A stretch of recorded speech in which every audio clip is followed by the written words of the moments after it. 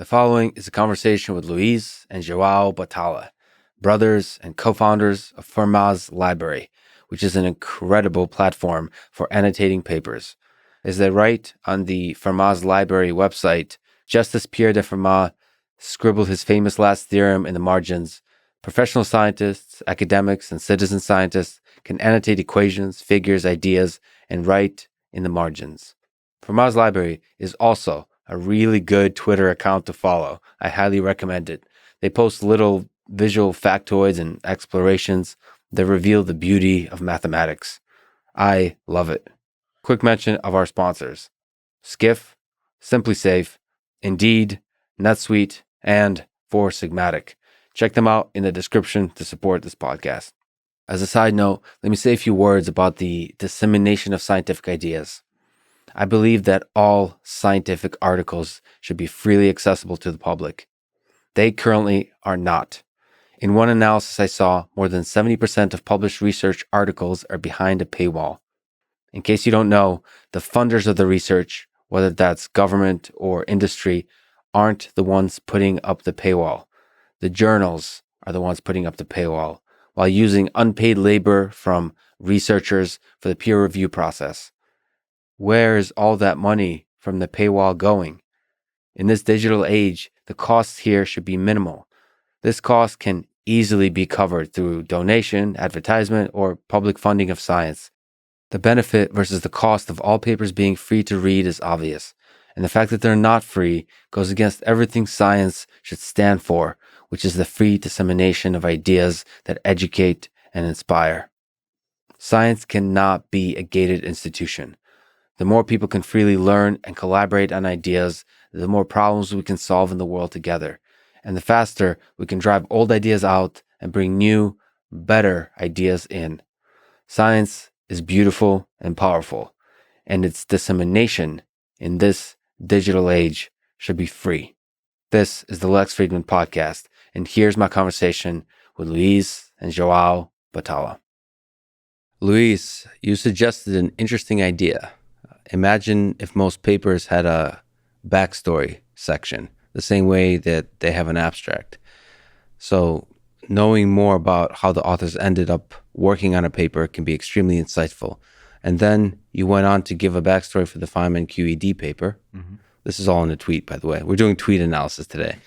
How much of the human backstory do you think is important in understanding the idea itself that's presented in the paper or in general? I think this gives way more context to the work of scientists. I think a lot of people have this almost kind of romantic misconception that the way a lot of scientists work is almost as the sum of eureka moments where all of a sudden they sit down and start writing 2 papers in a row, and the papers are usually isolated. And when you actually look at it, the papers are chapters of a way more complex story. And the Feynman QED paper is a good example. So Feynman was actually going through a pretty dark phase before writing that paper. He lost enthusiasm with physics and doing physics problems.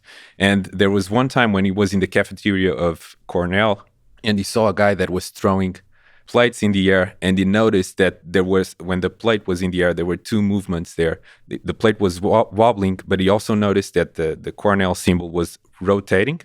And he was able to figure out the equations of motions of those plates, and that led him to kind of think a little bit about electron orbits in relativity, which led to the paper about quantum electrodynamics. So that kind of reignited his interest in physics, and ended up publishing the paper that led to his Nobel Prize, basically.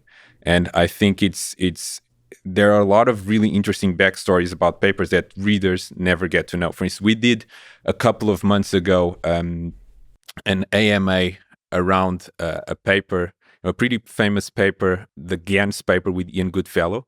And so we did an AMA where everyone could ask questions about the paper, and Ian was responding to those questions. And he was also telling the story of how he got the idea for that paper in a bar. Mm-hmm. So there was also an interesting a backstory. I also read a book by Cedric Villani Cedric Villani is this mathematician, the Fields medalist, and in his book he tries to explain how he got from like a PhD student to the Fields medal, and he tries to be as descriptive as possible about every single step how he got to the Fields medal.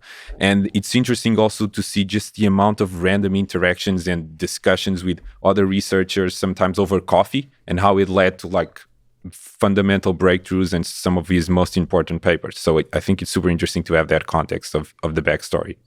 Well, the Ian Goodfellow story is kind of interesting, and perhaps that's true for Feynman as well. I don't know if it's romanticizing the thing, but it seems like just a few little insights and a little bit of work does most of the leap required. Do you have a sense that for a lot of the stuff you've looked at, just looking back through history, it wasn't necessarily the grind of like Andrew Wiles or the Fermat's last theorem, for example. Mm-hmm. It was more like a brilliant moment of insight. In fact, Ian Goodfellow has a kind of sadness to him almost, in that at that time in machine learning, like at that time, especially in for GANs, you could code something up really quickly on a single machine and almost do the invention, go from idea to experimental validation in like a single night. A single person could do it. And now there's kind of a sadness that a lot of the breakthroughs you might have in machine learning kind of require large scale experiments. So it was almost like the early days. So I wonder how many low hanging fruit there are in science and mathematics and even engineering, where it's like you could do that little experiment quickly. Like you have an insight in a bar. Why is it always a bar? But you have an insight at a bar and then just implement, and the world changes. It's a good point. I think it also depends a lot on the maturity of the field. When you look at a field like mathematics, like it's a pretty mature field. A field like machine learning, it's growing pretty fast, and it's actually pretty interesting. I looked up like the number of new papers on arXiv with the keyword machine learning, and like 50% of those papers have been published in the last 12 months. So you can see just the sense 50%. So you can see the magnitude of growth in that field. And so I think like as fields mature, like those types of moments, I think naturally are less frequent. It's just a consequence of that. The other point that is interesting about the backstory is that it can really make it more memorable in a way. And by making it more memorable, it kind of sediments the knowledge more in your mind. I remember also reading the backstory to Dijkstra's shortest path algorithm, right? Where he came up with it essentially while he was sitting down at a coffee shop in Amsterdam, and he came up with that algorithm over 20 minutes. And one interesting aspect is that he didn't have any pen or paper at the time, and so he had to do it all in his mind. And so there's only so much complexity that you can handle if you're just thinking about it in your mind. And that, like when you think about the simplicity of Dijkstra's shortest path finding algorithm, it's knowing that backstory helps sediment that algorithm in your mind so that you don't forget about it as easily. It might be from you that I saw a meme about Dijkstra. It's like he's trying to solve it and he comes up with some kind of random path, and then it's like my parents aren't home, and then he figures out the algorithm for the shortest path. I tried through words to convey memes, but it's hilarious. I don't know if it's in post that we construct stories that romanticize it. Apparently with Newton there was no apple. Especially when you're working on problems that have a physical manifestation or a visual manifestation, it feels like the world could be an inspiration to you. So it doesn't have to be completely on paper. Like you could be sitting at a bar and all of a sudden see something, and a pattern will spark another pattern, and you can visualize it and rethink a problem in a particular way. Of course, you can also load the math that you have on paper and always carry that with you. So when you show up to the bar, some little inspiration could be the thing that changes it. Is there any other people, almost on the human side, whether it's physics with Feynman, Dirac, Einstein, or computer science, Turing, anybody else? Any backstories that you remember that jump out? Because I'm also referring to not necessarily these stories where something magical happens, but these are personalities. They have big egos. Some of them are super friendly. Some of them are like self-obsessed. Some of them have anger issues. Some of them, how do I describe Feynman? But he appears to have appreciation of the beautiful in all its forms. He has a wit and a cleverness and a humor about him. So, like, does that come into play in terms of the construction of the science?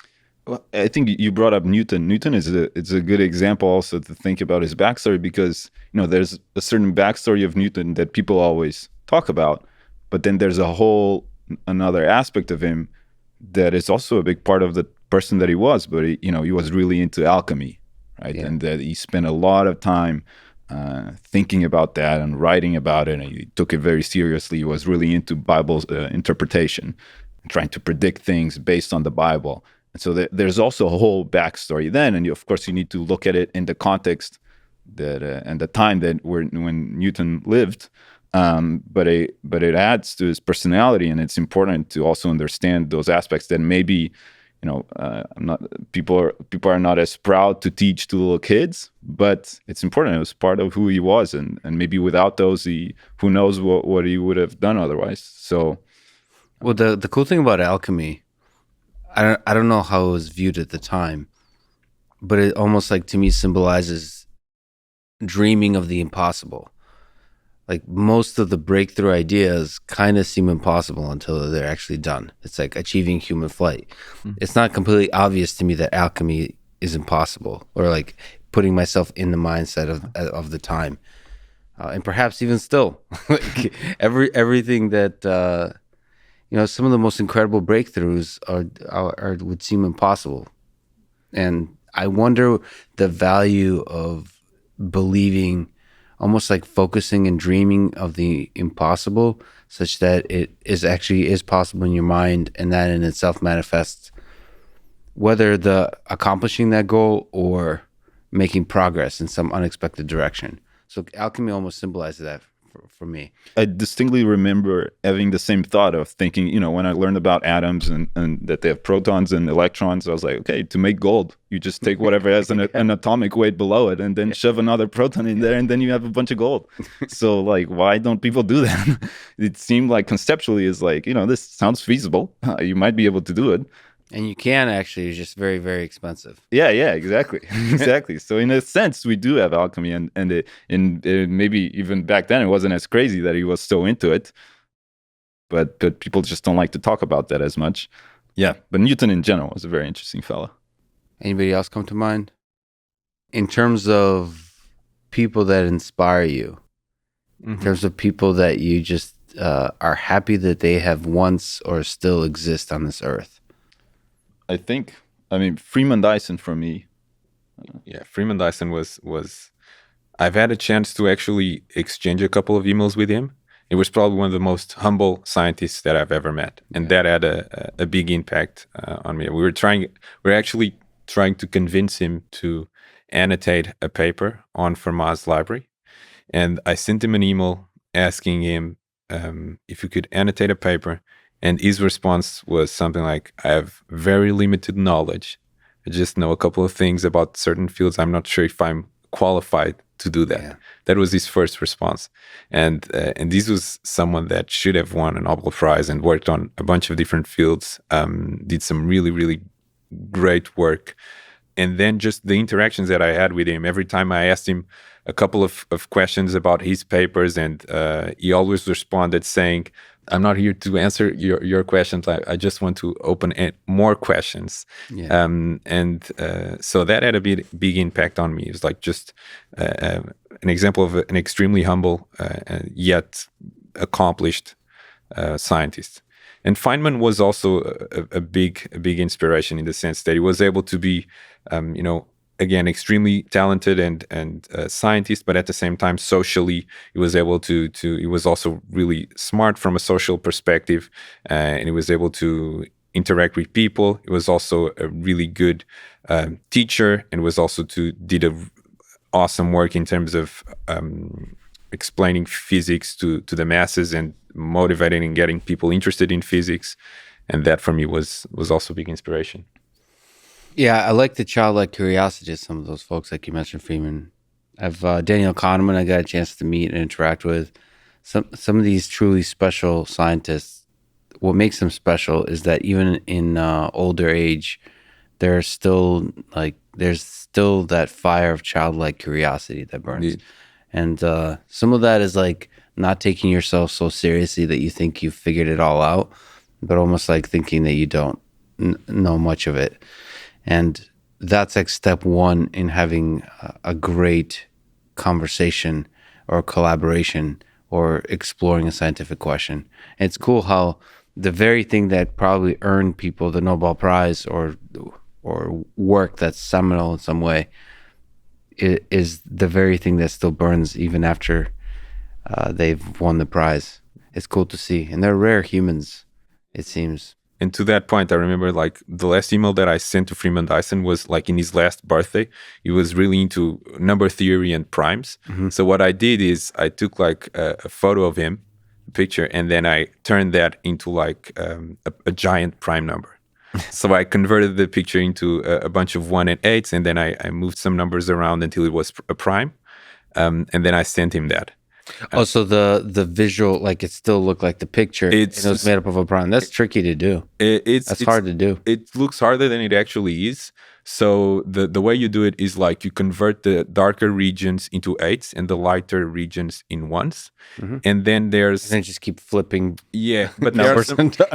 But there's like some primality tests that are cheaper from a computational standpoint. Yes. But what it tells you is it excludes numbers that are not prime. Then you end up with a set of numbers that you don't know if they are prime or not. And then you run the full primality test on that. So you just have to keep iterating on that. And it's funny because when he got the picture, he was like, how did you do that? He was super curious too. And then we got into the details. And again, he was already 90, I think 92 or something. And that curiosity was still there. So you can really see that in some of these scientists. So could we talk about Fermat's library? Yeah, absolutely. What is it? What's the main goal? What's the dream?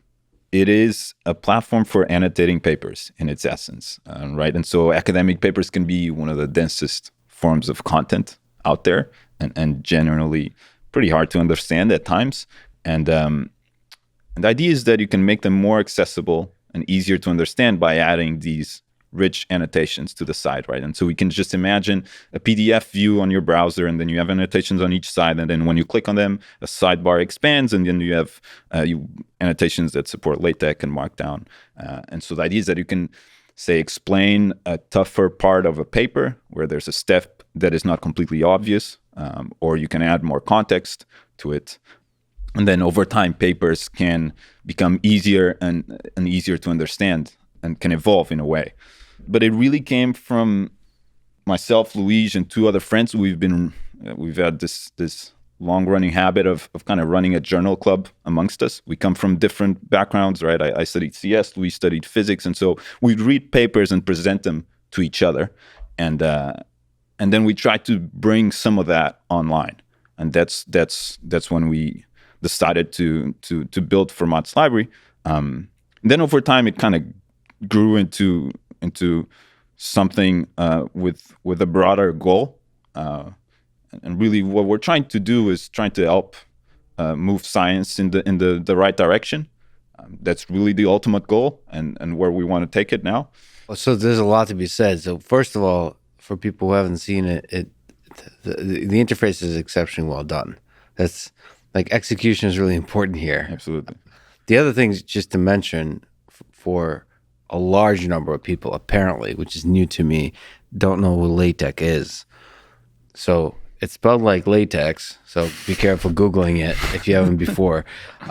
It's, sorry, I don't even know the correct terminology. Typesetting language? It's a typesetting language where you're basically writing a program that then generates something that looks, from a typography perspective, beautiful. Absolutely. And so a lot of academics use it to write papers. I think there's like a bunch of communities that use it to write papers. I would say it's mathematics, physics, computer science, Yeah, That's Then That's it. that's the main, Because I'm collaborating currently on a paper with two neuroscientists from Stanford. and they don't know that. So I'm using Microsoft Word and Mendeley and like all of those kinds of things, and I'm being very zen like about the whole process. But it's fascinating. It's a little heartbreaking actually, because it's funny to say, but and we'll talk about open science. Actually, the bigger mission behind Fermat's library is like really opening up the world of science to everybody. Is these silly two facts of like one community uses LaTeX and another uses Word is actually a barrier between them. That's like, it's like boring and practical in a sense, but it makes it very difficult to collaborate. Just on that, like I think that if there are some people that should have received like a Nobel Prize but will never get it, and I think one of those is like Donald Knuth because of tech and LaTeX, because it had a huge impact in terms of like just making it easier for researchers to put their content out there, like making it uniform as much as possible. Oh, you mean like a Nobel Peace Prize? Maybe a Nobel Peace Prize. Maybe a Nobel Peace Prize. I think so. I mean, he at a very young age got the Turing Award for his work in algorithms and so on. So like an incredibly, like when I think it might be even the 60s, but I think it's the 70s. So when he was really young, and then he went on to do like incredible work with his book and with tech that people don't know. And going back just one on the reason why we ended up, because I think this is interesting. The reason why we ended up using the name Fermat's library, this was because of Fermat's last theorem. And Fermat's last theorem is actually a funny story. So Pierre de Fermat, he was like a lawyer. And he wrote like on a book that he had a solution to Fermat's last theorem, which but that didn't fit the margin of that book. Mm-hmm. And so Fermat's last theorem basically states that there's no solution. If you have integers a, b, and c, there's no solution to a to the power of n plus b to the power of n equals to c to the power of n if n is bigger than 2. So there's no solutions. And he said that, and that problem remained open for almost 300 years, I believe. And a lot of the most famous mathematicians tried to tackle that problem. No one was able to figure that out until Andrew Wiles, I think was in the 90s, was able to publish the solution, which was, I believe, almost 300 pages long. And so it's kind of an anecdote that, there's a lot of knowledge and insights that can be trapped in the margins, and there's a lot of potential energy that you can release if you actually spend some time trying to digest that. And that was the origin story for the name. Yes, you can share the contents of the margins with the world. Exactly. That could inspire a solution or a communication that then leads to a solution. But if you think about papers, like papers are, as João was saying, probably one of the densest pieces of text that any human can read. And you have these researchers, like some of the brightest minds in these fields, working on like new discoveries and publishing these work on journals that are imposing them restrictions in terms of the number of pages that they can have to explain a new scientific breakthrough. And so at the end of the day, papers are not optimized for clarity and for a proper explanation of that content, because there are so many restrictions. So there's, as I mentioned, there's a lot of potential energy that can be freed if you actually try to digest a lot of the contents of papers. Can you explain some of the other things? So margins, librarian, journal club. So journal club is what a lot of people know us for, where every week we release an annotated paper in all sorts of different fields, but physics, CS, math. Margins is kind of the same software that we use to run the journal club and to host the annotations, but we've made that available for free to anybody that wants to use it. And so folks use it at universities and for running journal clubs, and so we've just made that freely available. And then Librarian is a browser extension that we developed that is sort of an overlay on top of Archive. So it's about bringing some of the same functionality around comments, plus adding some extra niceties to Archive, like being able to very easily extract the references of a paper that you're looking at, or being able to extract the BibTeX in order to cite that paper yourself. So it's an overlay on top of archive. The idea is that you can have that commenting interface without having to leave archive. It's kind of incredible. I didn't know about it. And once I've learned of it, it's like, holy shit. Why isn't it more popular, given how popular archive is? Like, everybody should be using it. Archive sucks in terms of its interface. Or let me rephrase that. It's limited in terms of its interface. Archive is a pretty incredible project, right? And it is, in a way, the growth has been completely linear over time. If you look at like number of papers published on archive, like, it's pretty much a straight line for the past 20 years. Mm-hmm. Especially for like, if you're coming from a startup background and then you were trying to do archive, you'd probably try like all sorts of growth hacks and like try to then maybe like have paid features and things like that. And that would kind of maybe ruin it. And so there's a subtle balance there, and I don't know what aspects you can change about it. And for some tools in science, it just takes time for them to grow. Archive is just turned 30, I believe. Yeah. And for people that don't know, Archive is this kind of online repository where people put preprints, which are versions of the papers before they actually make it to journals. ARXIV, exactly, for people who don't know, and it's actually a really vibrant place to publish your papers in the aforementioned communities of mathematics, physics, and computer science. It started with mathematics and physics, and then over the last 30 years it evolved, and now actually computer science now it's a more popular category than physics and math on Archive. And there's also, which I don't know very much about, like a biology medical version of that, is the bioarchive. Bioarchive. It's more recent. It's interesting because if you look at like these platforms for preprints, they actually play a super important role, because for instance, if you look at a category like math, for some papers in math, it might take close to 3 years after you click upload paper on the journal website and the paper gets published on the website of the journal. So this is literally the longest upload period on the internet. And during those 3 years, like that content is just locked, and so that's why it's so important for people to have websites like Archive, so that you can share that before it goes to the journal with the rest of the world. There was actually on Archive that Perelman published the 3 papers that led to the proof of the Poincare conjecture. And then you have other fields like machine learning, for instance, where the field is evolving at such a high rate that people don't even wait before the papers go to journals before they start working on top of those papers. So they publish them on Archive, then other people see them, they start working on that.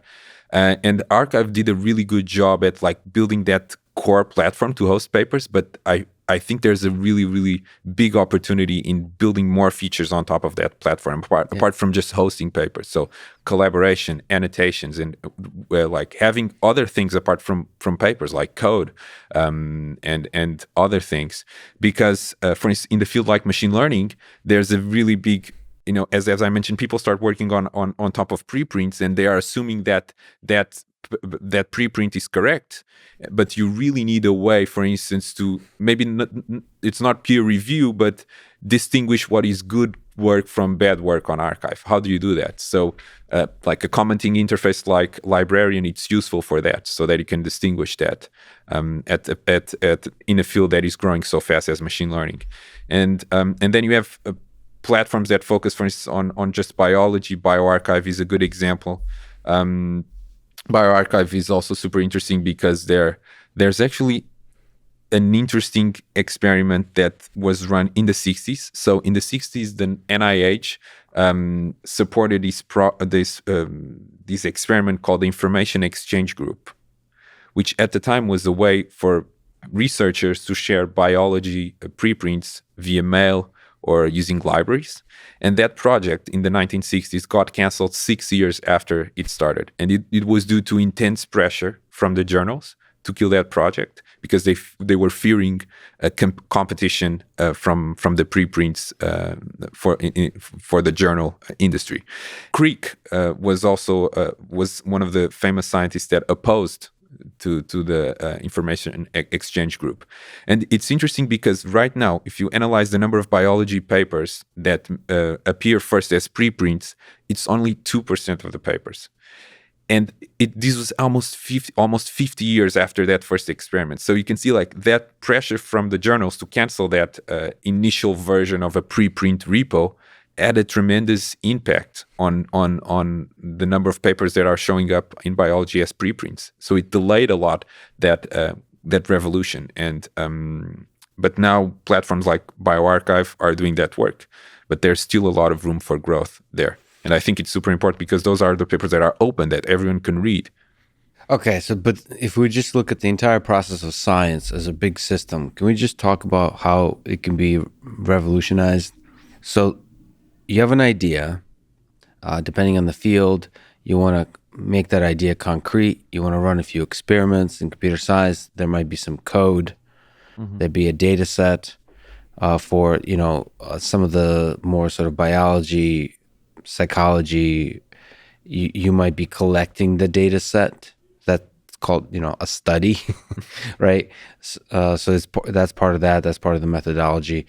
And so you are putting all of that into a paper form, and then you have some results, and then you submit that to a place for review through the peer review process. And there's a process where, how would you summarize the peer review process? But it's really just like a handful of people look over your paper and comment, and based on that decide whether your paper is good or not.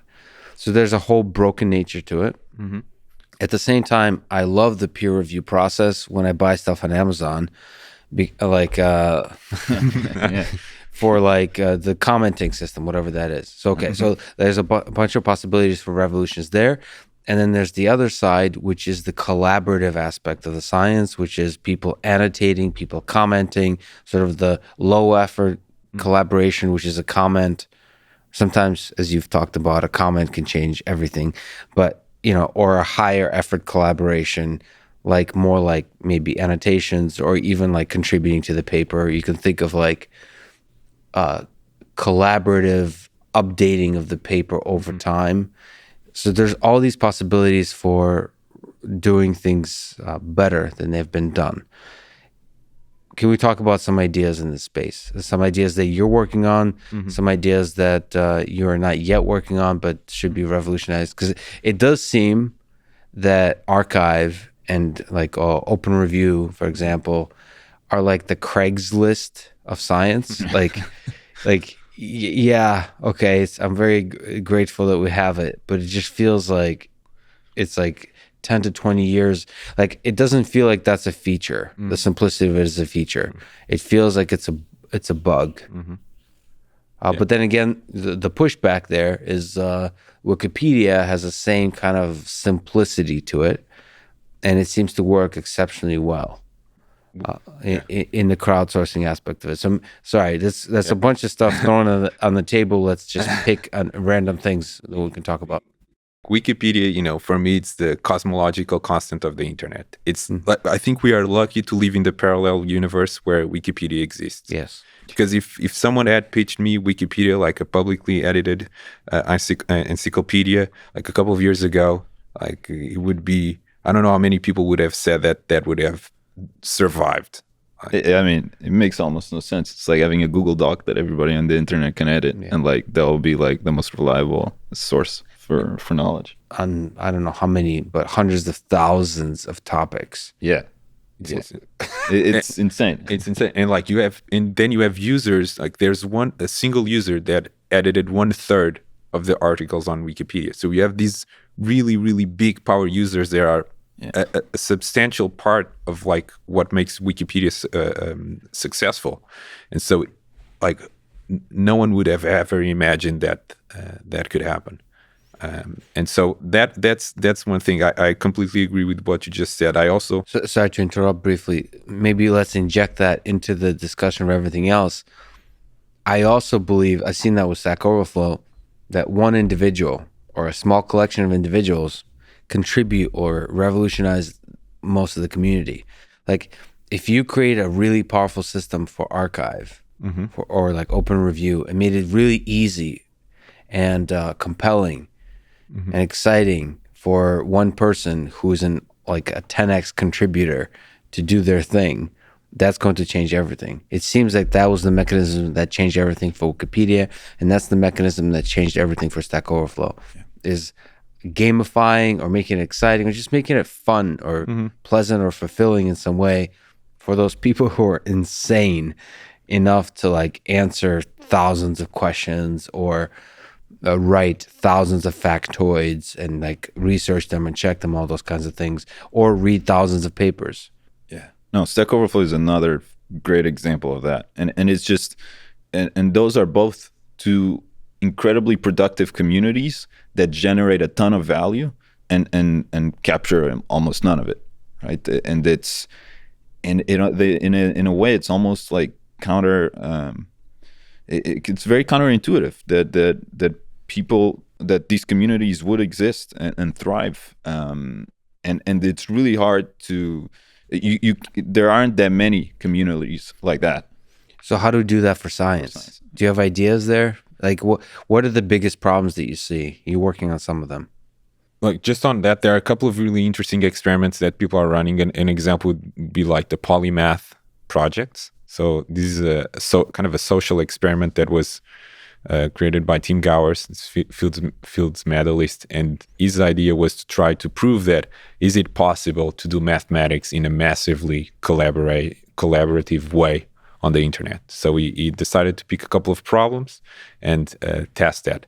And they found out that it actually is possible for specific types of problems, namely problems that you're able to break down in little pieces and go step by step. You might need, as with open source, you might need people that are just kind of reorganizing the house every once in a while, and then people throw a bunch of ideas, and then you make some progress, then you reorganize, you reframe the problem, and you go step by step. But they were actually able to prove that it is possible to collaborate online and do progress in terms of mathematics. And so I'm confident that there are other avenues that could be explored here. Can we talk about peer review, for example? Absolutely. I think like in terms of the peer review, I think it's important to look at the bigger picture here of what the scientific publishing ecosystem looks like. Because for me, there are a lot of things that are wrong about that entire process. So if you look at, for instance, at what publishing means in like a traditional journal, you have journals that pay authors for their articles, and then they might pay like reviewers to review those articles, and finally they pay people to or distributors to distribute the content. In the scientific publishing world, you have scientists that are usually backed by government grants that are giving away their work for free in the form of papers, and then you have other scientists that are reviewing their work. This process is known as the peer review process, again for free. And then finally, we have government-backed universities and libraries that are buying back all that work so that other scientists can read. So this is, for me, it's bizarre. You have the government that is funding the research, is paying the salaries of the scientists, is paying the salaries of the reviewers, and it's buying back all that the product of their work again. And I think the problem with this system, and it's why it's so difficult to break this suboptimal equilibrium, is because of the way academia works right now and the way you can progress in your academic life. And so in a lot of fields, the competition in academia is really insane. So you have hundreds of PhD students that are trying to get to a professor position, and it's hyper competitive. And the only way for you to get there is if you publish papers, ideally in journals with a high impact factor. In computer science, it's often conferences are also very prestigious, or actually more prestigious than journals now. Okay, so interesting. So that's the one discipline where, I mean, that has to do with the thing we've discussed in terms of how quickly the field turns around. But like NeurIPS, CVPR, those conferences are more prestigious, or at the very least as prestigious as the journals. But doesn't matter. The process is what it is. And so with so for people that don't know, the impact factor of a journal is basically the average number of citations that a paper would get if it gets published on that journal. But so you can really think that the problem with the impact factor is that it's a way to turn papers into accounting units. And let me unpack this, because the impact factor is almost like a nobility title. So because papers are born with impact even before anyone reads them. So the researchers, they don't have the incentive to care about if this paper is going to have a long-term impact on the world. What they care, their end goal is the paper to get published. Yes. So that they get that value up front. So for me, that is one of the problems of that. And that really creates a tyranny of metrics. Because at the end of the day, if you are a dean, what you want to hire is like researchers that publish papers on journals with high impact factors, because that will increase the ranking of your university and will allow you to charge more for tuition, so on and so forth. And that especially when you are in super competitive areas, that people will try to gamify that system, and misconduct starts showing up. There's a really interesting book on this topic called Gaming the Metrics. It's a book by a researcher called Mario Biagioli. It goes a lot into like how the impact factor and metrics affect science negatively. And it's interesting to think, especially in terms of citations, if you look at the early work of like looking at citations, there was a lot of work that was done by a guy called Eugene Garfield. And this guy, the early work in terms of citation, they wanted to use citations as from a descriptive point of view. Mm-hmm. So what they wanted to create was a map. And that map would create a visual representation of influence. So citations would be links between papers. And ideally what they would represent is that you read someone else's paper and it had an impact on your research. They weren't supposed to be counted. I think this inspired like Larry and Sergey's work, right, for Google. Exactly. I think they even mentioned that. But what happens is like as you start counting citations, you create a market. And the same way, like, and this was the work of Eugene Garfield was a big inspiration for Larry and Sergey for the PageRank algorithm that led to the creation of Google. Mm-hmm. And they even recognized that. And if you think about it, it's like the same way there's a gigantic market for search engine optimization, SEO, where people try to optimize, the PageRank and how a web page will rank on Google. The same will happen for papers. People will try to optimize like the impact factors and the citations that they get, and that creates a really big problem. And if it's super interesting to actually analyze if you look at the distribution of the the impact factors of journals, you have like Nature with Nature, I believe it's like in the low 40s, and then you have, I believe, Science is high 30s, and then you have a really a good set of good journals that will fall between 10 and 30. And then you have a gigantic tail of journals that have impact factor below 2. Mm-hmm. And you can really see two economies here. You see the universities that are maybe less prestigious, less known, where the faculty are pressured to just publish papers regardless of the journal. What I want to do is increase the ranking of my university, and so they end up publishing as many papers as they can in like journals with low impact factor. And unfortunately, this represents a lot of the global south. Mm-hmm. And then you have the luxury good economy. So for instance, and there are also problems here in the luxury good economy. So if you look at the journal like Nature, so with an impact factor of like in the low 40s, there's no way that you're going to be able to sustain that level of impact factor by just grabbing the attention of scientists. So what I mean by that is like for the journals, the articles that get published in Nature, they need to be New York Times grade. So they need to make it to the big media. They need to be captured by the big media, yes. Big media, and because that's the only way for you to capture enough attention to sustain that level of citations. Yes, and that of course creates problems because people then will try to again gamify the system and have like titles or abstracts or that are bigger, make claims that are bigger than what is actually can be sustained by the data or the content of the paper. And you'll have clickbait titles or clickbait abstracts. And again, this is all a consequence of metrics and scienceometrics. And this is a very dangerous cycle that I think it's very hard to break, but it's happening in academia in a lot of fields right now. Is it fundamentally the existence of metrics, or the metrics just need to be significantly improved? Because, like I said, the metrics used for Amazon for purchasing, I don't know, computer parts is pretty damn good in terms of selecting which are the good ones, which are not. In that same way, if we had Amazon type of review system in the space of ideas, in the space of science, it feels like that those metrics would be a little bit better.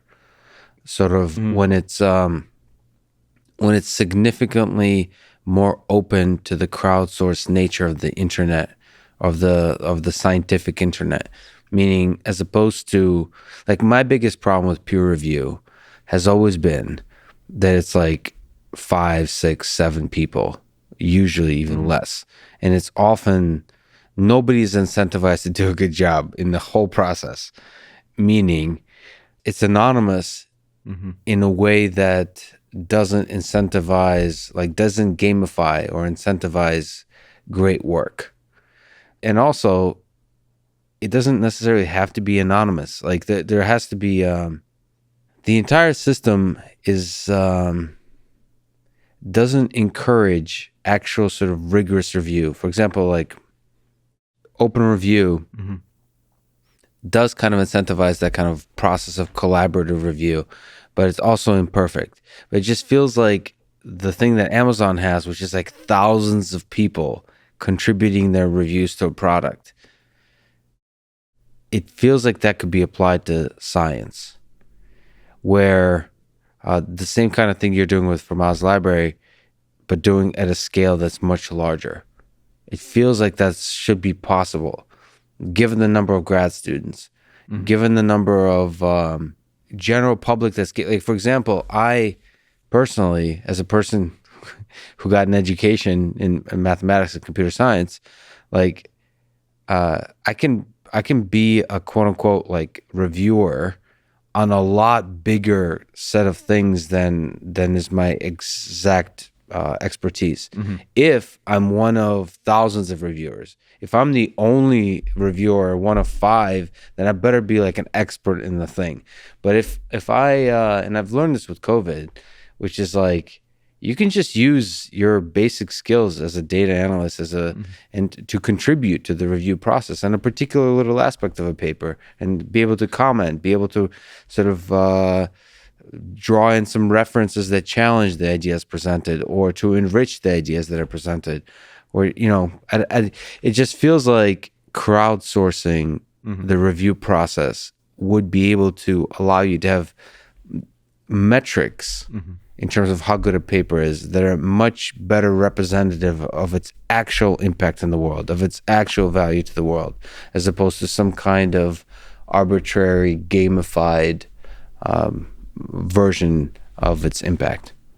I agree with that. I think there's definitely the possibility, at least for a more resilient system than what we have today, and I think that's kind of what you're describing, Alex. And I mean, to an extent, we kind of have like a little bit of a Heisenberg uncertainty principle. When you pick a metric, as soon as you do it, then maybe it works as a good heuristic for a short amount of time, but soon enough people would start gamifying, but then you can definitely have metrics that are more resilient to gamification, and they'll work as a better heuristic to try to push you in the best direction. But I guess the underlying problem you're saying is there's a shortage of positions in academia. That's a big problem for me. Yeah, and so they're going to be constantly gamifying the metrics. Yeah. It's a bit of a zero-sum game. It's very competitive. It's a very competitive field, and that's what usually happens in very competitive fields. Yeah.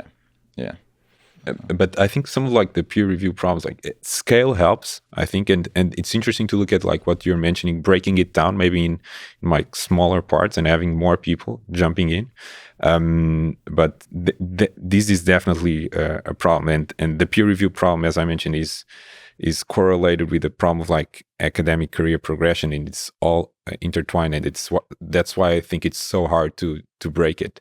There are like a couple of really interesting things that are being done right now. There are a couple of, for instance, journals that are overlay journals on top of platforms like Archive and BioArchive that want to remove like the more traditional journals from the equation.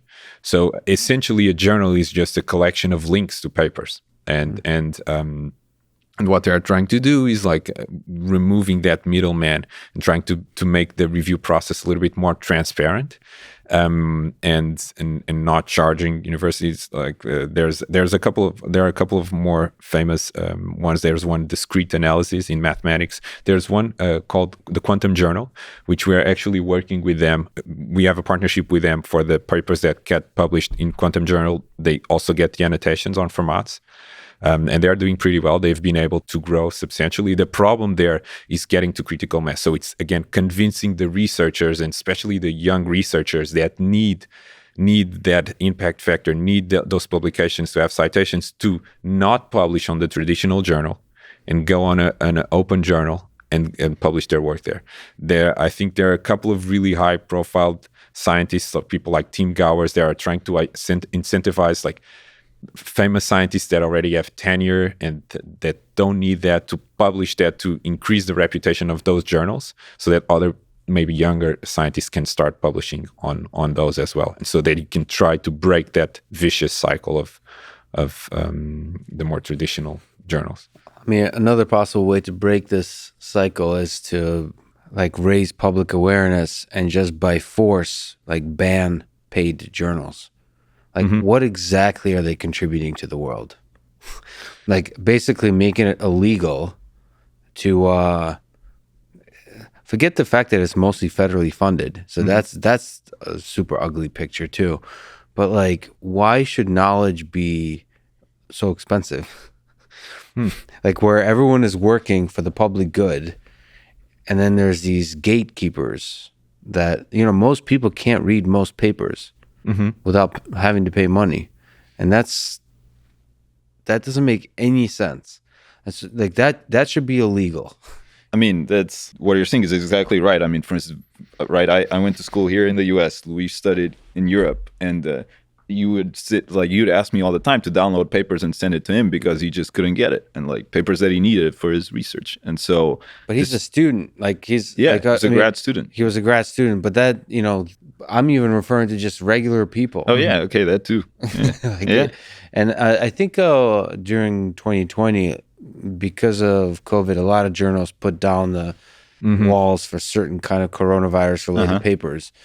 But like, that just gave me an indication that like this should be done for everything. It's absurd. Like, people should be outraged that there's these gates, because so the moment you dissolve the journals, then there will be an opportunity for startups to build stuff on top of Archive. It'll be an opportunity for like Fermat's library to step up, to scale up to something much even larger. I mean, that was the original dream of Google, which I've always admired, which is make the world's information accessible.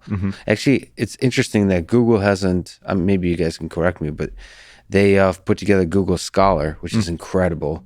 But they've the scanning of books, but they haven't really tried to make science accessible in the following way. Like, besides doing Google Scholar, they haven't like delved into the papers, right? Like, which is especially curious given what Luís was saying, right? That it's kind of in their genesis. There's this, like, you know, research that was very connected with how papers reference each other and like building a network out of that.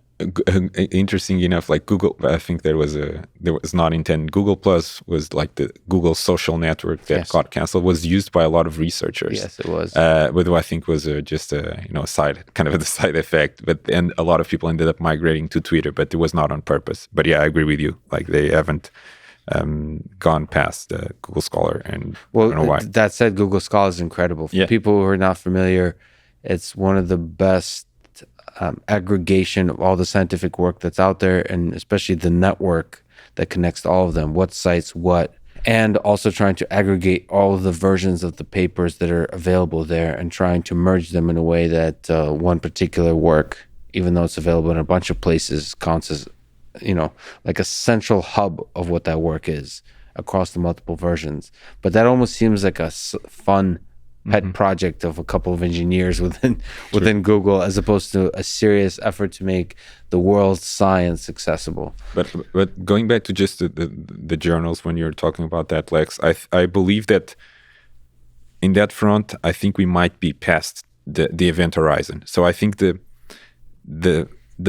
business model for the journals, doesn't make sense. They are a middle layer that is not adding a lot of value, and you see a lot of motions. Whereas, like in Europe, a lot of the papers that are funded by the European Union, they will have to be open to the public. And I think there's a lot of Bill Gates too, like the what the Gates Foundation funds, like they demand that it's accessible to everybody. Oh, interesting. So I think it's a question of time before that wall kind of falls, and that is going to open a lot of possibilities.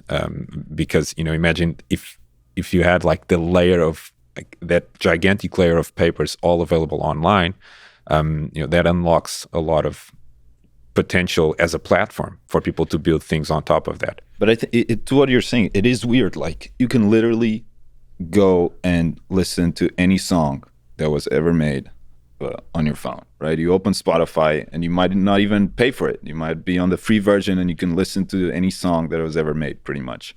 But there's like you don't have access to a huge percentage of academic papers, which is just like this fundamental knowledge that we're all funding, but you as an individual don't have access to it. And somehow, like the problem for music got solved.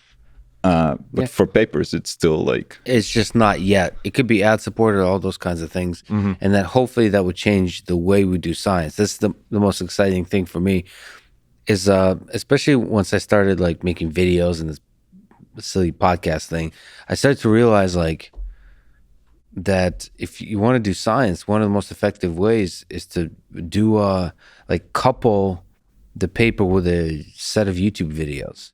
Like explaining it, like that also seems like there's a lot of room for disruption there. What is the paper 2.0 going to look like? Right. I think like LaTeX and the PDF seems like it's interesting. If you look at the first paper that got published in Nature, and if you look at the paper that got published in Nature today, if you look at the two side by side, they are fundamentally the same. And even though like the paper that gets published today, you get even code. Like right now, people put like code like on a PDF, like, and there are so many things that are related to papers today. You have data, you have code. You might need videos to better explain the concepts. So I think for me it's natural that there's going to be also an evolution there. That papers are not going to be just these static PDFs or LaTeX. There's going to be a next interface. So in academia, a lot of things that you're judged by is often quantity, not quality. I wonder if there's an opportunity to have like, I tend to judge people by the best work they've ever done as opposed to, I wonder if there's a possibility for that, to encourage sort of focusing on the quality and not necessarily in paper form, but maybe a subset of a paper, a subset of idea, almost even a blog post or an experiment. Like, why does it have to be published in a journal to be legitimate? And it's interesting that you mentioned that. I also think like, it's why is that the only format? Why can't a blog post or we were even experimenting with these a few months ago. Or can you actually like publish something or like a new scientific breakthrough or something that you've discovered in the form of like a set of tweets, a Twitter thread?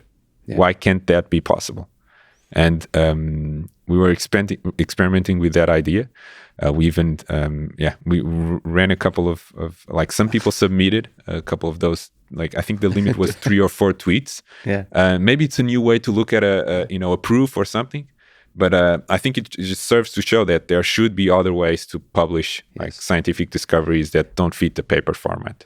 Well, but so even with the Twitter thread, it would be nice to have some mechanism of formalizing it and making it into an NFT.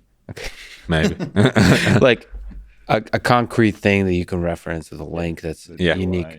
Because I mean, everything we've been saying, all of that, while being true, it's also true that the constraints and the formalism of a paper works well. It like constraints forces you to narrow down your thing and literally put it on paper, but I agree.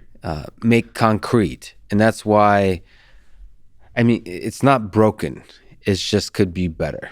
And that's the main idea. I think there's something about writing, whether it's a blog post or Twitter thread or a paper, that's really nice to concretize a particular little idea that can then be referenced by other ideas, then it can be built on top of with other ideas. So let me ask, you've read quite a few papers. You've annotated quite a few papers. Let's talk about the process itself. How do you advise people read papers? Or maybe you want to broaden it beyond just papers, but just read concrete pieces of information to understand the insights that lay within.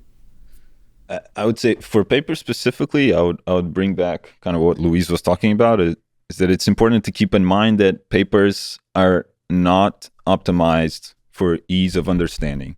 And so, right, there's all sorts of restrictions in size and format and language that they can use. And so it's important to keep that in mind. And so that if you're struggling to read a paper, that might not mean that the underlying material is actually that hard. And so that's definitely something that especially for us, that we read papers, and most of the times it'll be papers that are completely outside of our comfort zone, I guess, and so it'd be completely new areas to us. So I always try to keep that in mind. So there's usually a certain kind of structure, like abstract introduction, there's methodology, depending on the community and so on.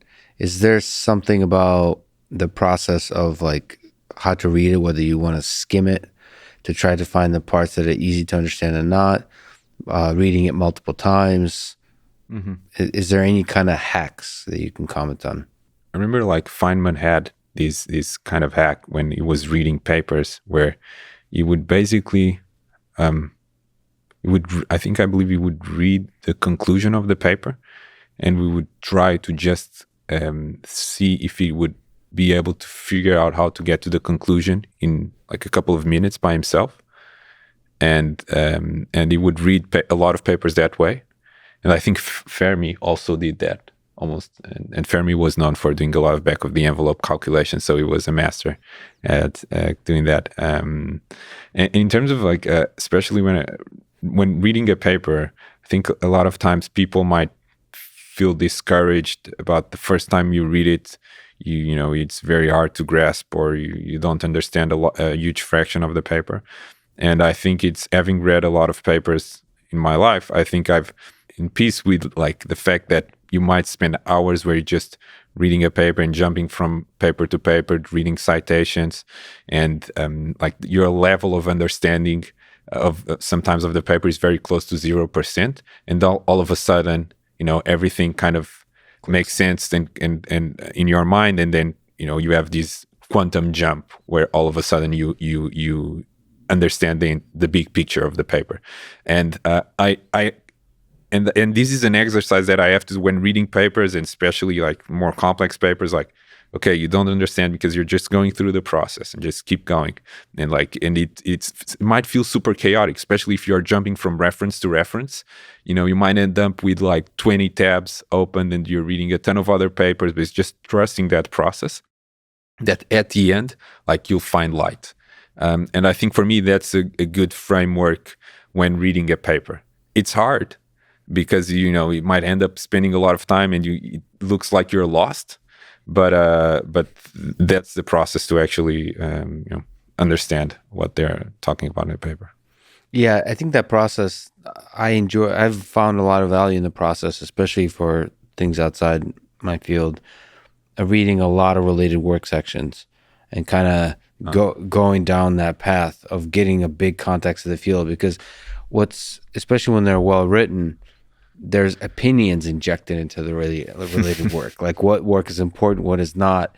And if you read multiple related work sections that cite or don't cite each other, like the papers, you get a sense of where the tensions of the field are, where the field is striving, and that helps you put into context, like whether the work is radical, whether it's overselling itself, whether it's underselling itself, all those things, and added on top of that, I find that often the related work section is the most kind of accessible and readable part of a paper, because it's kind of it's brief to the point. It's trying like summarizing. It's almost like a Wikipedia style article. The introduction is supposed to be a compelling story or whatever, but it's often like overselling. There's like an agenda in the introduction. The related work usually has the least amount of agenda, except for the few like elements where you're trying to talk shit about previous work, where you're trying to sell that you're doing much better. But other than that, when you're just painting where the field came from or where the field stands, that's really valuable. And also, again, just to agree with Feynman, the conclusion. But it's like I get a lot of value from the breadth first search, kind of read the conclusion, then read the related work, and then go through the references in the related work, read the conclusion, read the related work, and just go down the tree until you like hit dead ends or run out of coffee. And then through that process, you go back up the tree, and now you can see the results in their proper context. Unless, of course, the paper is truly revolutionary, which even that process will help you understand that is, in fact, truly revolutionary. You've also you talked about just following your Twitter thread in a depth first search. You talked about that you read the book on Grigori Perelman, and then you had a really nice Twitter thread on it, and you were taking notes throughout. So, at a high level, is there suggestions you can give on how to take good notes? Whether we're talking about annotations or just for yourself to try to put on paper ideas as you progress through the work in order to then like understand the work better. For me, I always try not to underestimate how much you can forget within 6 months after you read something. Oh, I thought you were going to say 5 minutes, but yeah, 6 months is good. Yeah, or even shorter. And so that's something that I always try to keep in mind. And it's often, I mean, every once in a while I'll read back a paper that I annotated on Fermat, and I'll read through my own annotations, and and I've completely forgotten what I had written, but it's interesting because in a way, after you just understood something, you're kind of the best possible teacher that can teach your future self. After you've forgotten it, you're kind of your own best possible teacher at that moment, and so it can be great to try to capture that. It's brilliant. You just made me kind of realize it's really nice to put yourself in the position of teaching an older version of yourself. Exactly. That returns to this paper, almost like thinking it literally. That's underexplored, but it's super powerful, because you were the person that you can, like, if you look at the scale from like 1, not knowing anything about the topic, and 10, like you are the one that progressed from 1 to 10, and you know which steps you struggled with. So you are really the best person to help yourself make that transition from 1 to 10. And a lot of the times, like, and we don't. I really believe that the framework that we have to like expose ourselves to like be talking to like us when we were an expert, when we were taking that class and we knew everything about quantum mechanics, and then 6 months later you don't remember half of the things. How could we make it easier for like to have those conversations between you and your past expert self, I think there might be, it's an underexplored idea. I think notes on paper are probably not the best way. I'm not sure if it's a combination of like video, audio, where it's like you have a guided framework that you follow to extract information from yourself so that you can later kind of revisit to make it easier to remember. But I think it's an interesting idea worth exploring. That I haven't seen a lot of people kind of trying to distill that problem.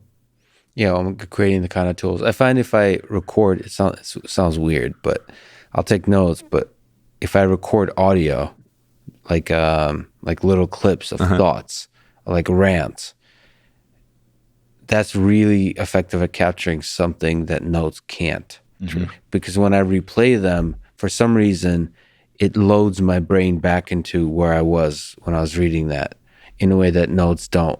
Like when I read notes, I'll often be like, what what was I thinking there? But when I listen to the audio, it brings you right back to that place. So there might, and maybe with visual, that might be even more powerful. I think so. Yeah, and I think just the process of verbalizing that alone kind of makes you have to structure your thought and put it in a way that somebody else could come and understand it, and just the process of that is useful to organize your thoughts and just that alone. Does the Fermat's Library Journal Club have a video component or no?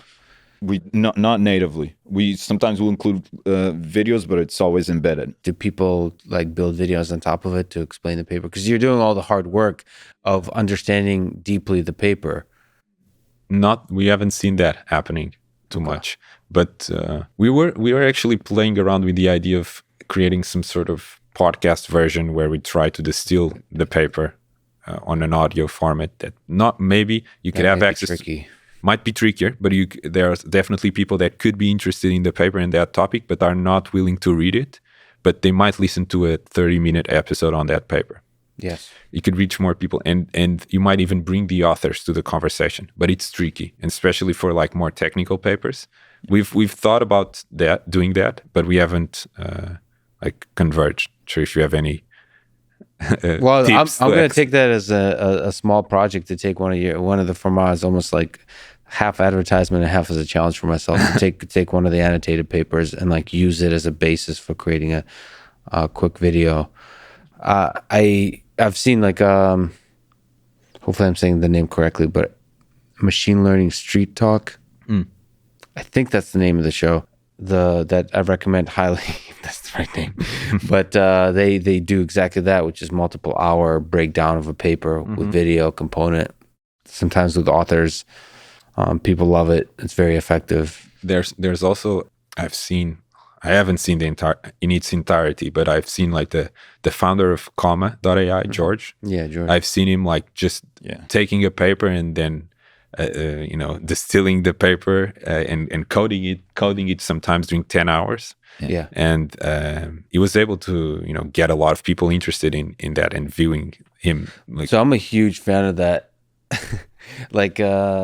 George is a personality. I think a lot of people listen to this podcast for the same reason. It's not necessarily the contents. It's they like to listen to a silly Russian who has a childlike brain and mumbles and all those struggle with ideas, right? And George is a madman who people just enjoy. How is he going to struggle in implementing this particular paper? How is he going to struggle with this idea? It's fun to watch, and that actually pulls you in. The personality is important there. True, but there's I agree with you, but there also it's visible there's an extraordinary ability that is there. He's talented, and you need to have there's a craft, and this guy definitely has talent, and he's doing something that is not easy, and I think that also draws the attention of people. And the other day we ran into this YouTube channel of this guy that was restoring art, right? And it was basically just a video of him. The production is really really well done, and it's just him taking really old pieces of art, and then paintings, and then restoring them. But he's really good at that, and he describes that process, and that draws attention draws the attention of people, regardless of your craft, be it like annotating a paper or like restoring craftsmanship, excellence. Yeah, like George is incredibly good at programming. Like quick, like you know those competitive programmers like Top Coder and all those kinds of stuff. He has the same kind of element where the brain just jumps around really quickly, and that's just like and with art restoration. It's it's motivating, but and you're right in watching people who are good at what they do. It's motivating even if the thing you're trying to do is not what they're doing. It's just like contagious when they're really good at it. And the same kind of analysis with the paper, I think. So not just like the final result, but the process of struggling with it. That's really interesting. Yeah, I think Twitch proved that, like, you know, that there's really a market for that, for watching people do things that they're really good at, and you'll just watch it. You'll enjoy that. That might even spike your interest in that specific topic, and people will enjoy watching sometimes hours on end of great craftsmen. Do you mind if we talk about some of the papers? Do any papers come to mind that have been annotated on Fermat's library? The papers that we annotated can be about completely random topics, but that's part of what we enjoy as well. It forces you to explore these topics that otherwise maybe you'd never run into. And so the ones that come to mind are fairly random, but one that I really enjoyed learning more about is a paper written by a mathematician, actually, Tom Apostol, and about a tunnel in a Greek island off the coast of Turkey. So it's very I like this already. random. So this, so what's interesting about this tunnel? So this tunnel was built in the 6th century BC, and it was built in the island of Samos, which is, as I said, off the coast of Turkey. And you're right, they had the city on one side, then they had a mountain, and then they had a bunch of springs on the other side, and they wanted to bring water into the city. Building an aqueduct would be pretty hard because of the way the mountain was shaped, and it would also, you know, if they were under a siege, like they could just easily destroy that aqueduct, and then the water wouldn't have any water supply. The city wouldn't have any water supply. And so they decided to build a tunnel, and they decided to try to do it quickly. And so they started digging from both ends at the same time through the mountain, right? And so, like, when you start thinking about this, it's a fairly difficult problem. And this is like 6th century BC, so you had very limited access to you know, the mathematical tools that you had at the time were very limited. And so what this paper is about the story of how they built it, and about the fact that for about 2,000 years, kind of the accepted explanation of how they built it was actually wrong. And so this tunnel has been famous for a while. There are a number of historians that talked about it since ancient Egypt, and the method that they described for building it was just wrong. And so these researchers went there and were able to figure that out. And so basically, kind of the way that they thought they had built it was basically, if you can imagine looking at the mountain from the top, and you have the mountain, and then you have both entrances. And so what they thought, and this is what the ancient historians described, is that they effectively tried to draw a right angle triangle with the two entrances at each end of the hypotenuse. Mm-hmm. And the way they did is, like, they would go around the mountain and kind of walking in a grid fashion, and then you can figure out the two sides of the triangle. And then after you have that triangle, you can effectively draw two smaller triangles at each entrance that are proportional to that big triangle. And then you kind of have arrows pointing in each way. Got it. And then you know at least that you have a line going through the mountain that connects both entrances. Mm-hmm. The issue with that is, like, once you go to this mountain and you start thinking of doing this, you realize that, especially given that the tools that they had at the time, that your error margin would be too small. You wouldn't be able to do it. the fact of trying to build this triangle in that fashion, the error would accumulate and you would end up missing. You'd start building these tunnels and they would miss each other. So the task ultimately is to figure out like really perfectly as close as possible the direction you should be digging. First of all, that it's possible to have a straight line through, and then what the direction would be. And then you're trying to infer that by constructing a right triangle by doing, I'm not exactly sure about how to do that rigorously, like by tracing the mountain, by walking along the mountain, you said grids? Yeah, you kind of walk as if you were in a grid, and so you just walk in right angles. I see. So, right. But then you have to walk really precisely then. Exactly. You have to use tools to measure this. And then the terrain is probably very hazardous. So this makes more sense in 2D. In 3D, it gets even weirder. Yeah. So, okay, gotcha. But so this method was described by like an ancient Egyptian historian, I think Hero of Alexandria, and then for about 2,000 years, that's how we thought that they had built this tunnel, and then these researchers went there and found out that actually they must have had to use other methods, and then in this paper they describe these other methods, and of course they can't know for sure, but they present a bunch of plausible alternatives. The one that for me is the most plausible is that what they probably must have done is to use something that is similar to an iron sight on a rifle, the way you can line up your rifle with a target off in the distance by having an iron sight, and they must have done something similar to that, effectively with three sticks, and that way they were able to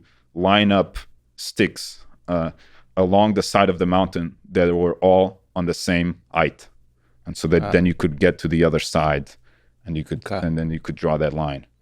So this for me is the most plausible way that they might have done that, and they describe this in detail and other possible approaches in this paper. So this is a mathematician doing this? Yeah, this is a mathematician that did this.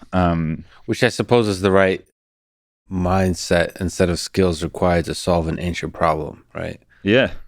There's mathematicians and engineers, a lot of things. Because they didn't have computers or drones or LiDAR back then, or whatever technology you would use modern day for the civil engineering. Yeah. And another fascinating thing is that, like, after the downfall of the Roman civilization, people didn't build tunnels for about 1,000 years. We go 1,000 years without tunnels, and then only in late Middle Ages that we start doing them again. But here is the tunnel, 6th century BC, incredibly limited mathematics, and they build it in this way. And it was a mystery for a long time exactly how they did it, and then these mathematicians went there and basically with no archaeology kind of background were able to figure it out.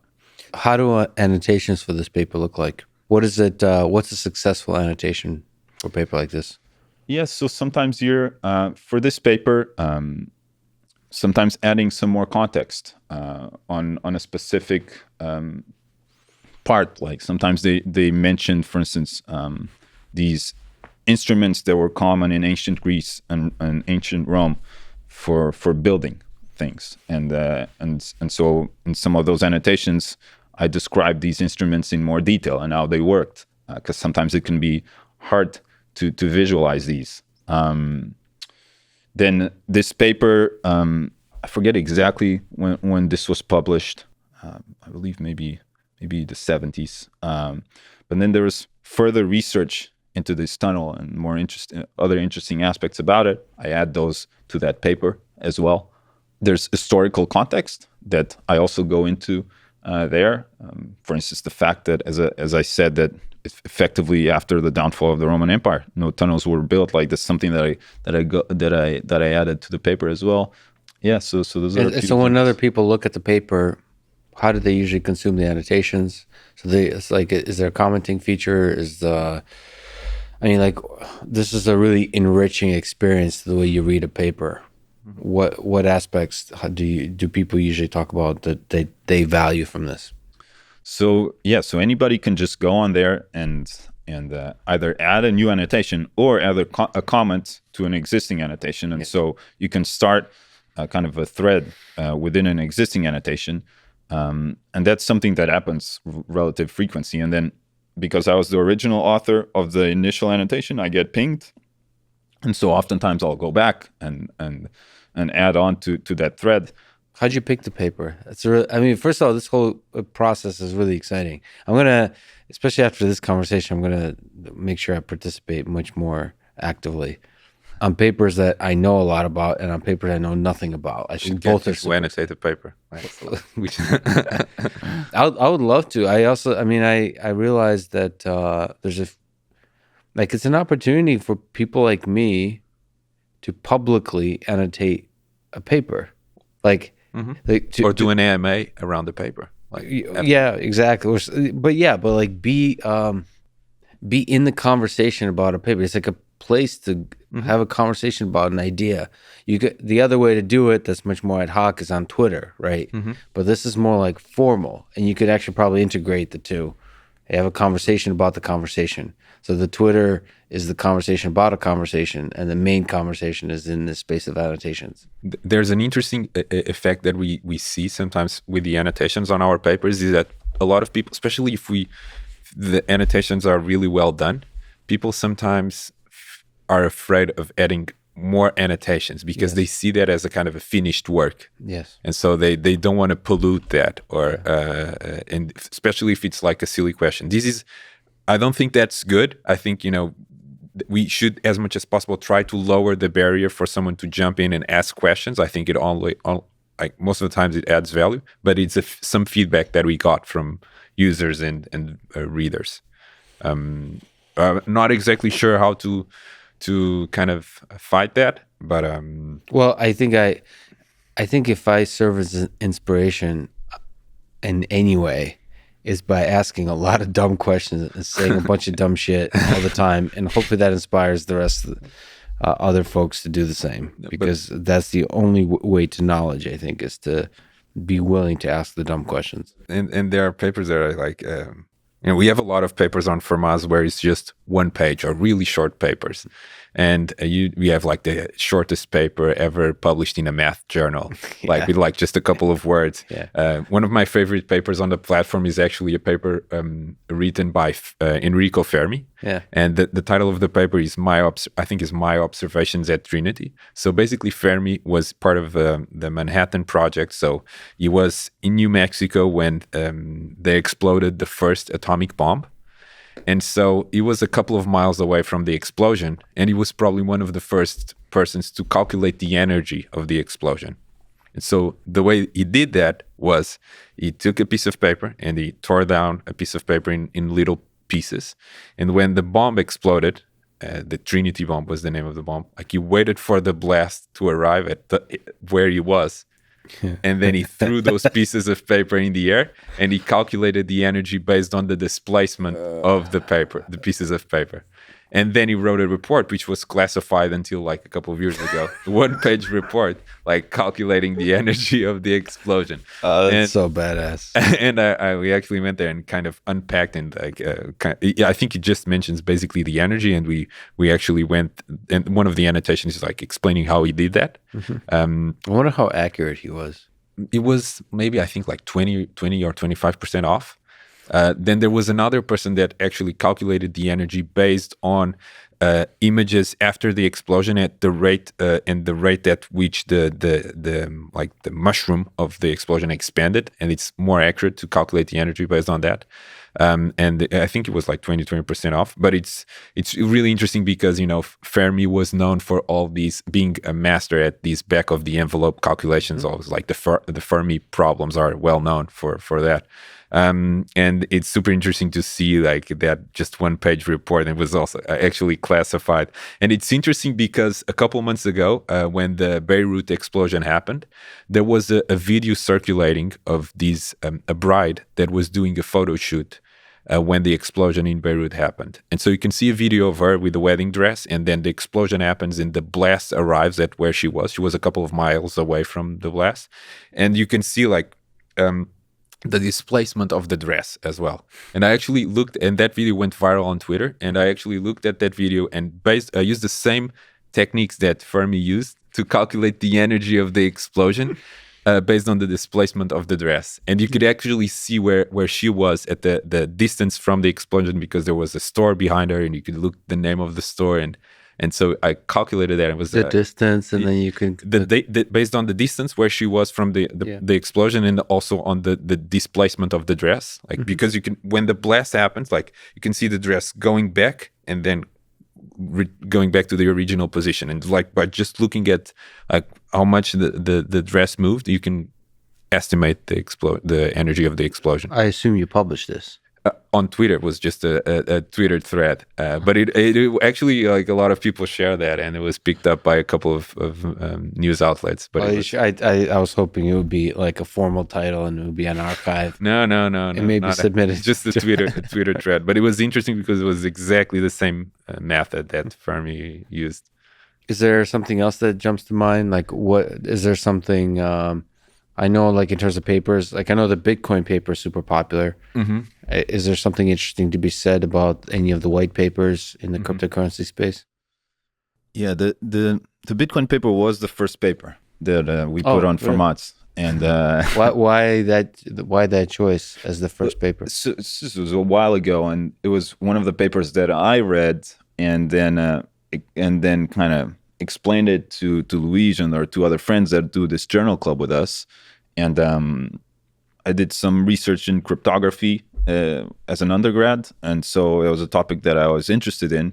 But even for me, I had that background, but reading the Bitcoin paper, it took me a few reads to really kind of wrap my head around it. It uses very Spartan, precise language in a way. It's like you feel like you can't take any word out of it without something falling apart.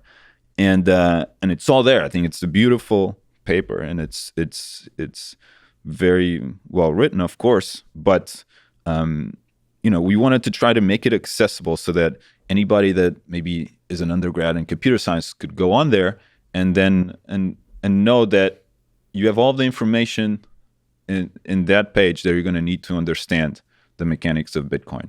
And so, like, I explain, the basic public key cryptography that you need to know in order to understand it. Like, explain, okay, what are the properties of a hash function and how they are useful in this context. Explain what a Merkle tree is. So a bunch of those basic concepts that maybe if you're reading it for the first time and you're an undergrad and you don't know those terms, you're going to be discouraged, because maybe, okay, now I have to go and Google around until I understand these before I can make progress in the paper. And this way it's all there.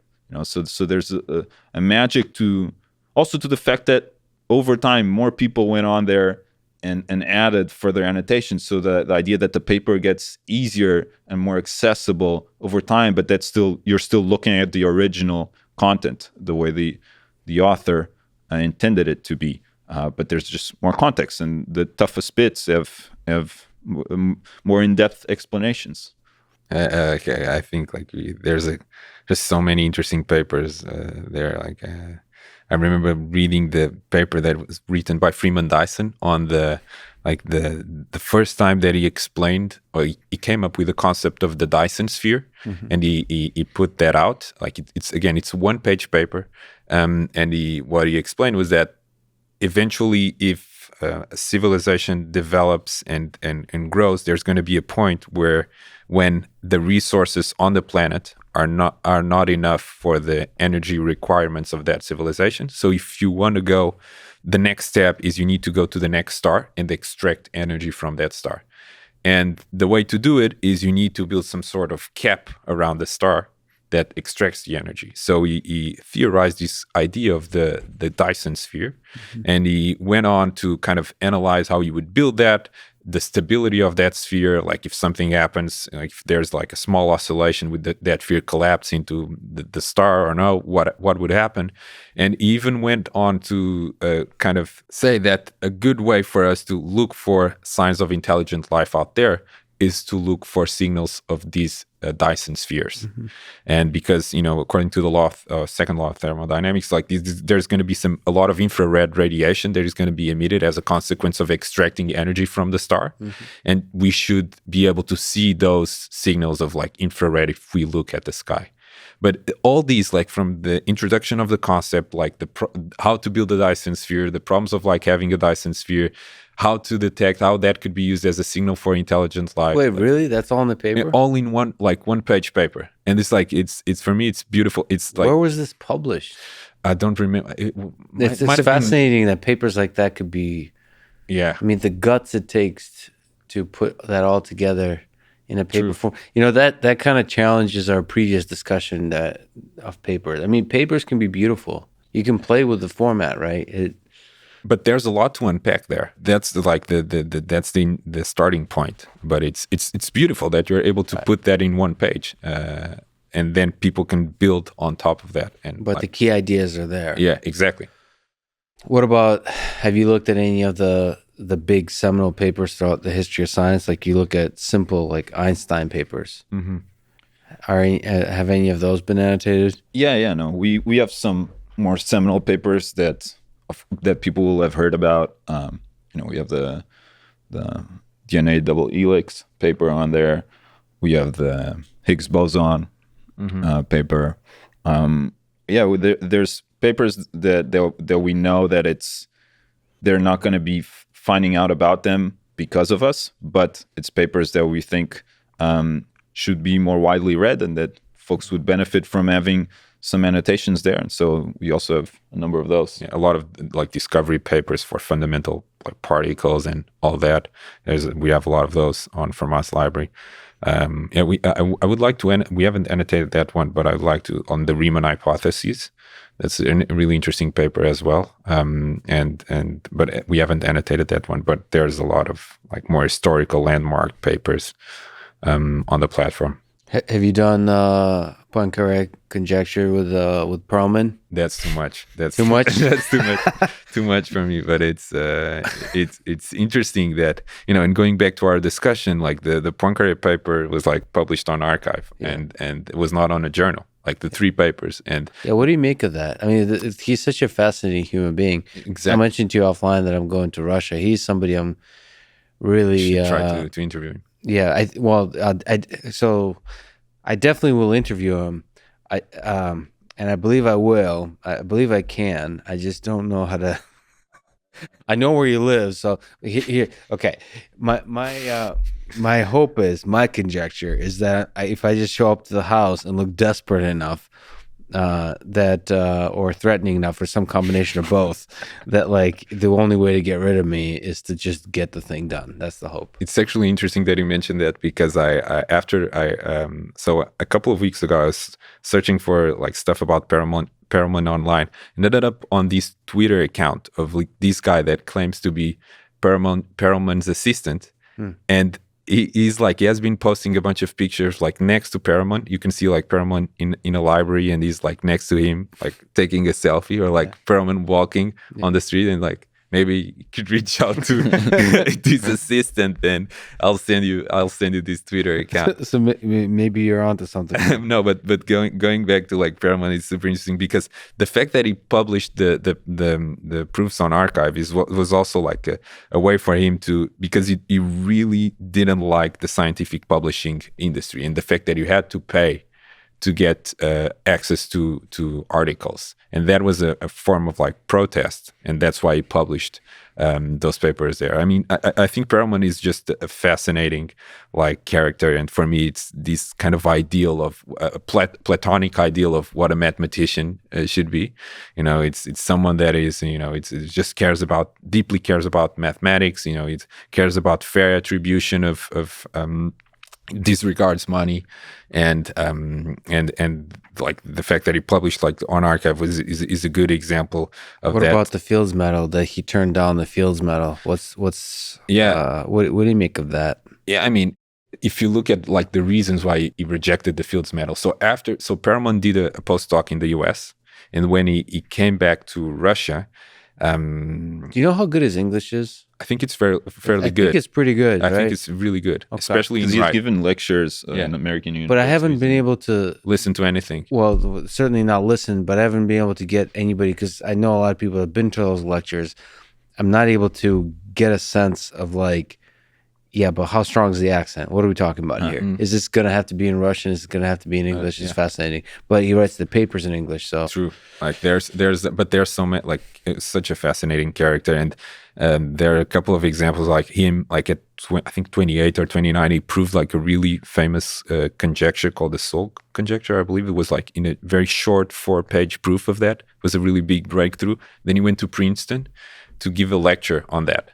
And after the lecture, the chair of the math department at Princeton, a guy called Peter Sarnak, went up to Perelman, was trying to recruit him, trying to offer him a position at Princeton.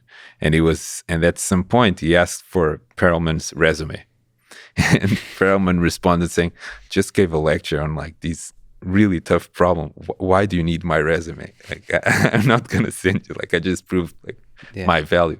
But going back to the Fields Medal, like when Perelman went back to Russia, he arrived at a time where the salary of postdocs was so much off in regards to inflation that they were not making any money. Like people didn't even bother to pick up the checks at the end of the month because it was like ridiculous.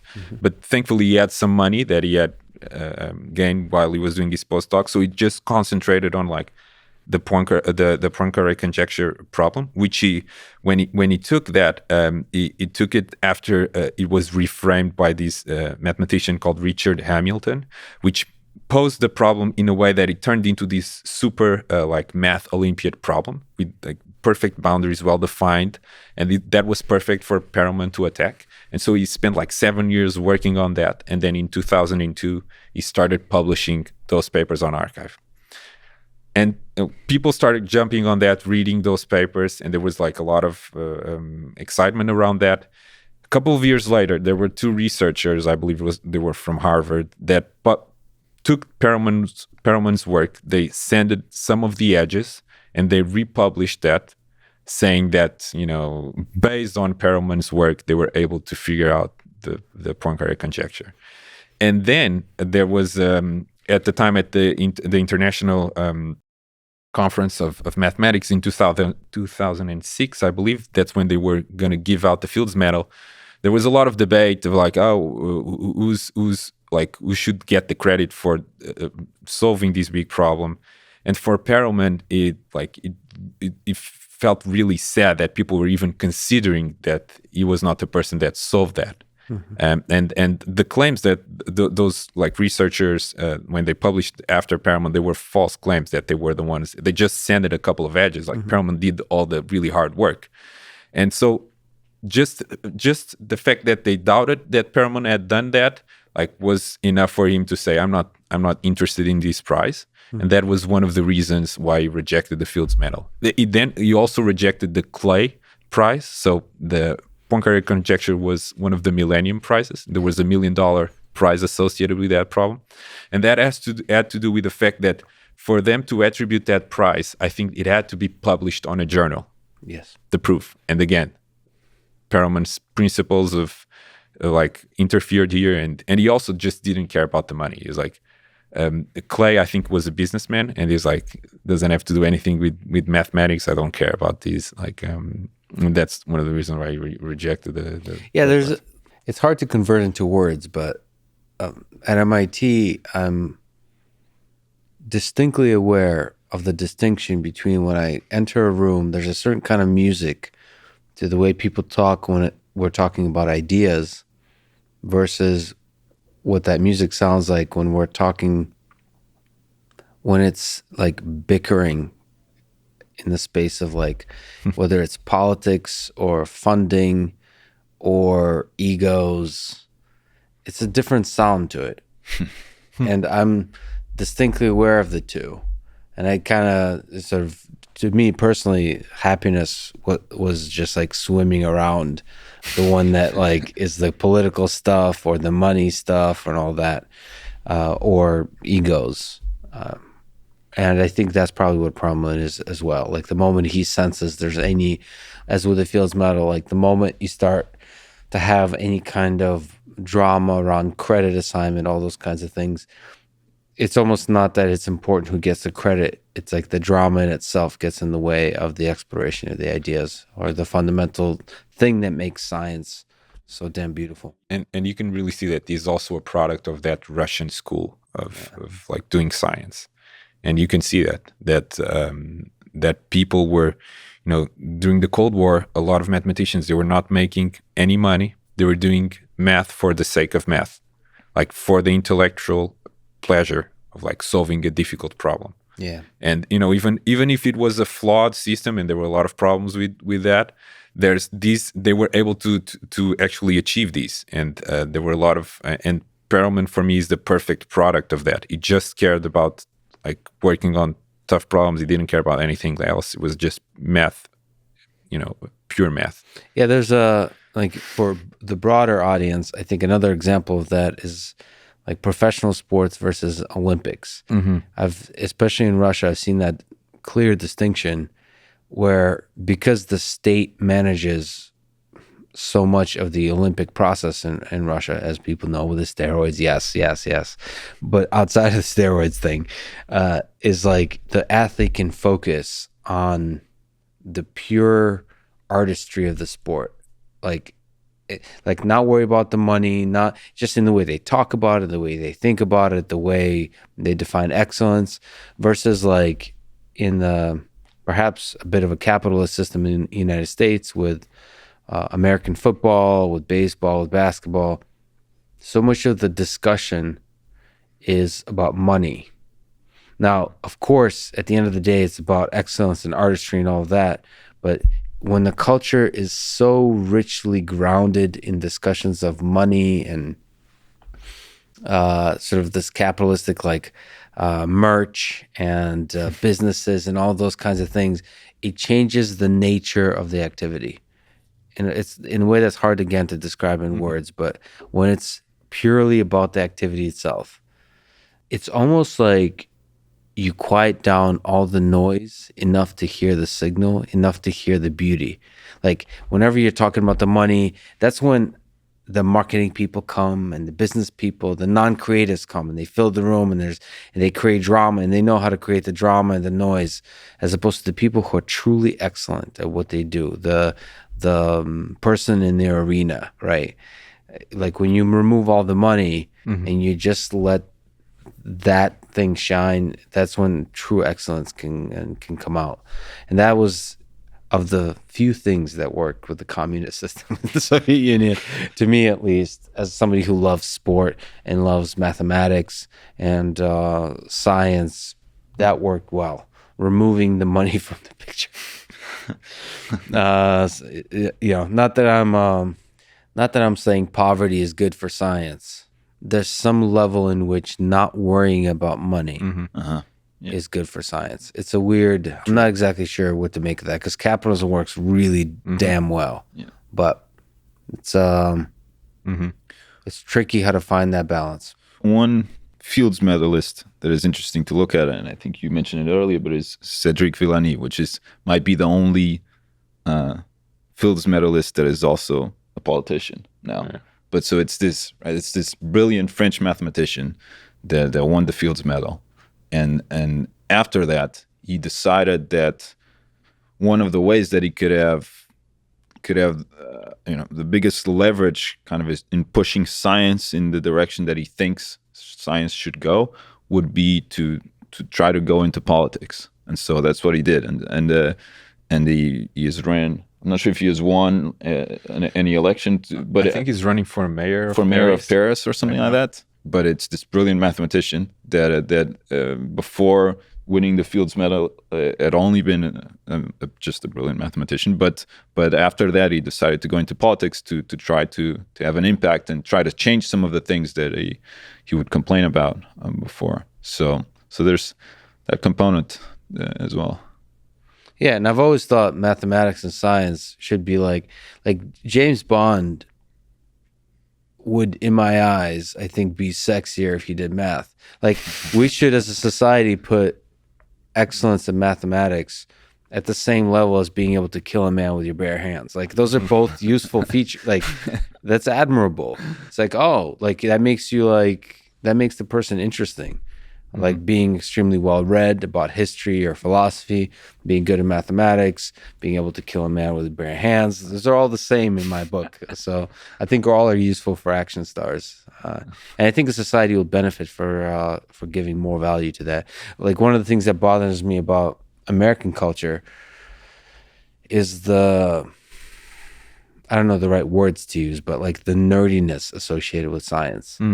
Like I don't think nerd is a good word in American culture because it's seen as like weakness. There's like images that come with that. True.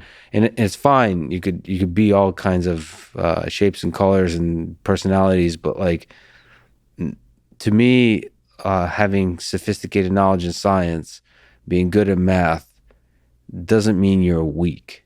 In fact, it could be the very opposite. And so it's an interesting thing because it was very much differently viewed in the Soviet Union. So I know for sure, as an existence proof, that it doesn't have to be that way. But it. I also feel like we lack a lot of like role models in terms. If you ask people like to mention one mathematician that they know that is alive today, I think a lot of people would struggle to answer that question. And I also think I love Neil deGrasse Tyson. Okay, but there is having more role models is good. Like different kinds of personalities. He has kind of fun and it's like Bill Nye the Science Guy. I don't know if you guys know him. So like that spectrum. But there's not like Feynman is no longer there. Those kinds of personalities. Carl Sagan, maybe. Even Carl Sagan, yeah. Like a seriousness that's like not playful. Like not apologetical. Yeah, exactly. Not apologetic about being knowledgeable. Like in fact, like the kind of energy where you feel self-conscious about not having thought about some of these questions, right? Just like when I see James Bond, I feel bad about that.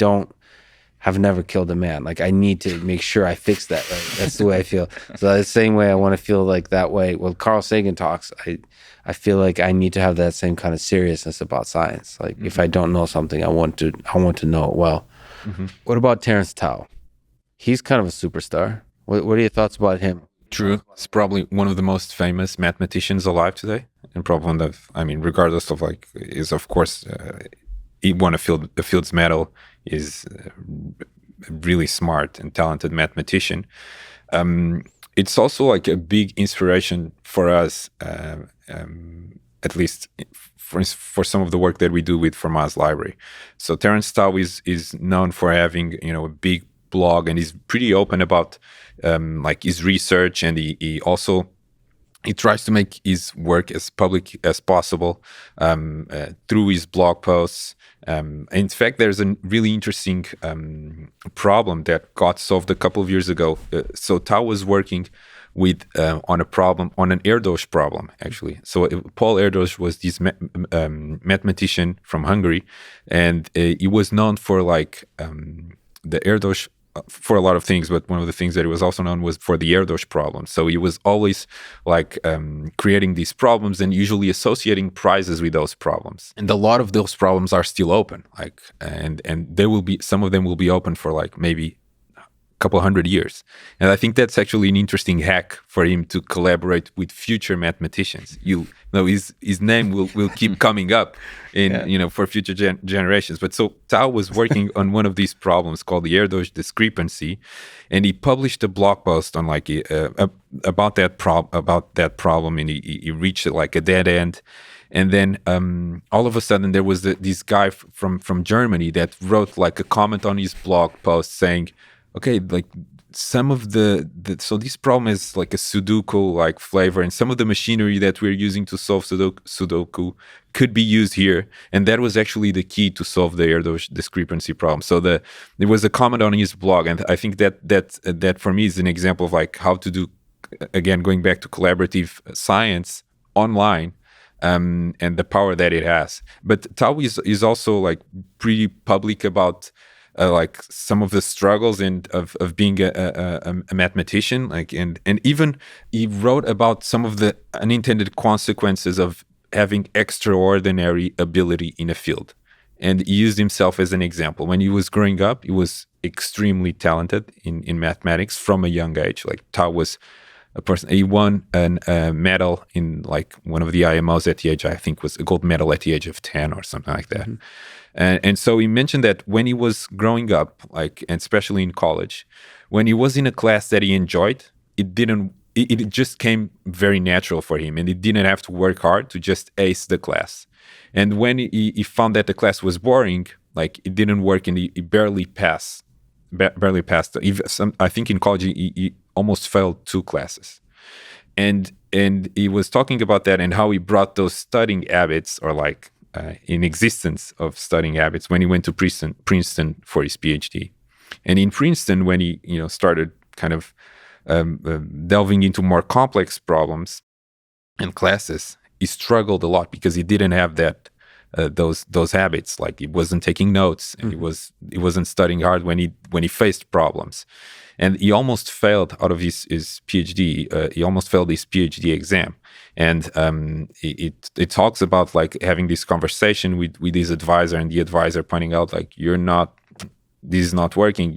You might have to get out of the program, and like how that was a kind of a turning point for him, and like it was super important in his career. So I think Tao is also like this figure that, apart from being just an exceptional mathematician, is also pretty open about what it takes to be a mathematician and some of the struggles of these type of careers, and I think that's super important. In many ways, he's a contributor to open science and open humanity. So he's being an open human. True. Yeah. By communicating. Scott Aronson's another in computer science world who's very different style. But there's something about a blog that is authentic and real, and just gives us a window into the mind and soul of these brilliant folks. So it's definitely a gift. Let me ask you about Fermat's library on Twitter, which I don't know how to describe it. People should definitely just follow Fermat's library on Twitter. I keep following and unfollowing Fermat's library because it's so it gives, when I follow it, leads me down rabbit holes often that are very fruitful, but time consuming. But anyway, so the posts you do on Twitter are just these are things that reveal some beautiful aspect of mathematics. Is there something you could say about the approach there? Yeah. And maybe broadly what you find beautiful about mathematics, and then more specifically how you convert that into a rigorous process of revealing that in tweet form. That's a good point. I think there's something about math that, a lot of the mathematical content and, papers or like little proofs, has in a way sort of an infinite half-life. What I mean by that is that if you look at like Euclid's Elements, it's as valid today as it was when it was created like 2,000 years ago. And that's not true for a lot of other scientific fields. And so in regards to Twitter, I think there's also a very underexplored platform from a learning perspective. I think if you look at content on Twitter, it's very easy to consume. It's very easy to read. And especially when you're trying to explain something, we humans get a dopamine hit if we learn something new. And that's a very, very powerful feeling.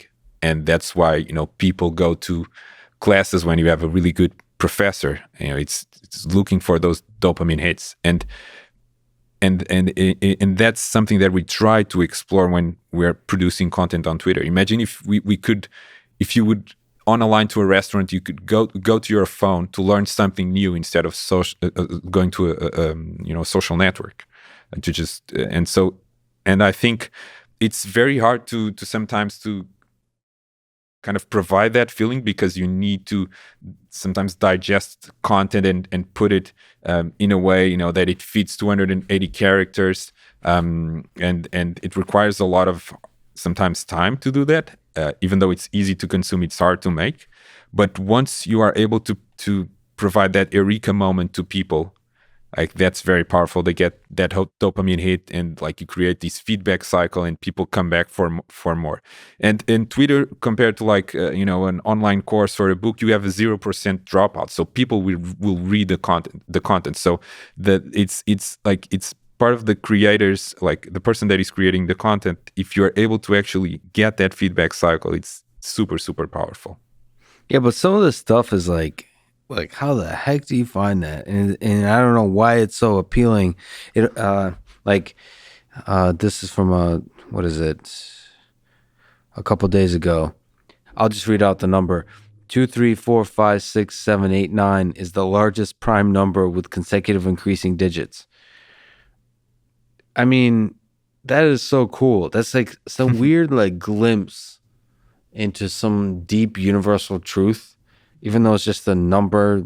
I mean, that's like so arbitrary. Like why is it so pleasant that that's a thing? But it is in some way. It's almost like it is a little glimpse at some much bigger, like and I think, like, especially if we're talking about science, there's something unique about you go.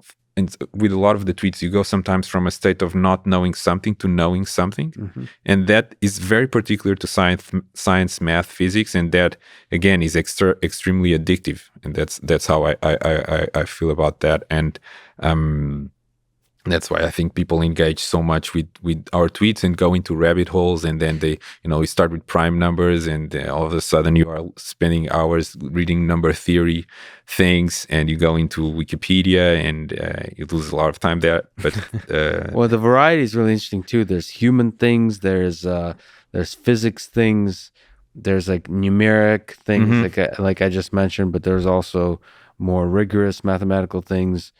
There's stuff that's tied to the history of math and the proofs, and there's visual, there's animations that are looping animations that are incredible, that reveal something. There's Andrew Wiles on being smart. This is just me now, like ignoring you guys and just going through your Twitter. Yeah, we're a bit like math drug dealers. We're just trying to get you hooked. We're trying to give you that hit and trying to get you hooked. Yes, some people are brighter than others, but I really believe that most people can really get to quite a good level in mathematics if they're prepared to deal with these psychological issues of how to handle the situation of being stuck. Yeah, there's some truth to that. That's truth. I feel that's like really, it's some truth in terms of research and also about startups. So you're stuck a lot of the time before you get to a breakthrough, and it's difficult to endure that process of like being stuck because you're not trained to be in that position. I feel, most people are broken by the stuckness, or like they're I've been very cognizant of the fact that more and more social media becomes a thing, like distractions become a thing, that moment of being stuck is your mind wants to go do stuff that's unrelated to being stuck, and you should be stuck. I'm referring to small stucknesses, like you're like trying to design something and it's a dead end, basically little dead ends, dead ends in programming, dead ends in trying to think through something, and then your mind wants to this is the problem with this like work-life balance culture, is like take a break, like as if taking a break will solve everything. Sometimes it solves quite a bit, but like sometimes you need to sit in the stuckness and suffer a little bit and then take a break. But you definitely need to be, and like most people quit from that psychological battle of being stuck. So success is people who persevere through that. Yeah. And in the creative process, that's also true. The other day I was reading about this what is his name? Ed Sheeran, like the musician, was talking a little bit about the creative process, and was using this analogy of a faucet, like where when you turn on a faucet, there's like the dirty water coming out in the beginning, and you just have to keep trusting that at some point clear water will come out. but you have to endure that process. Like in the beginning, it's going to be dirty water, Oh, yeah. and just embrace that. Yeah, actually, this the entirety of my YouTube channel and this podcast have been following that philosophy of dirty water. Like I've been, I do believe that. Like you have to get all the crap out of your system first, and sometimes it's all crappy work.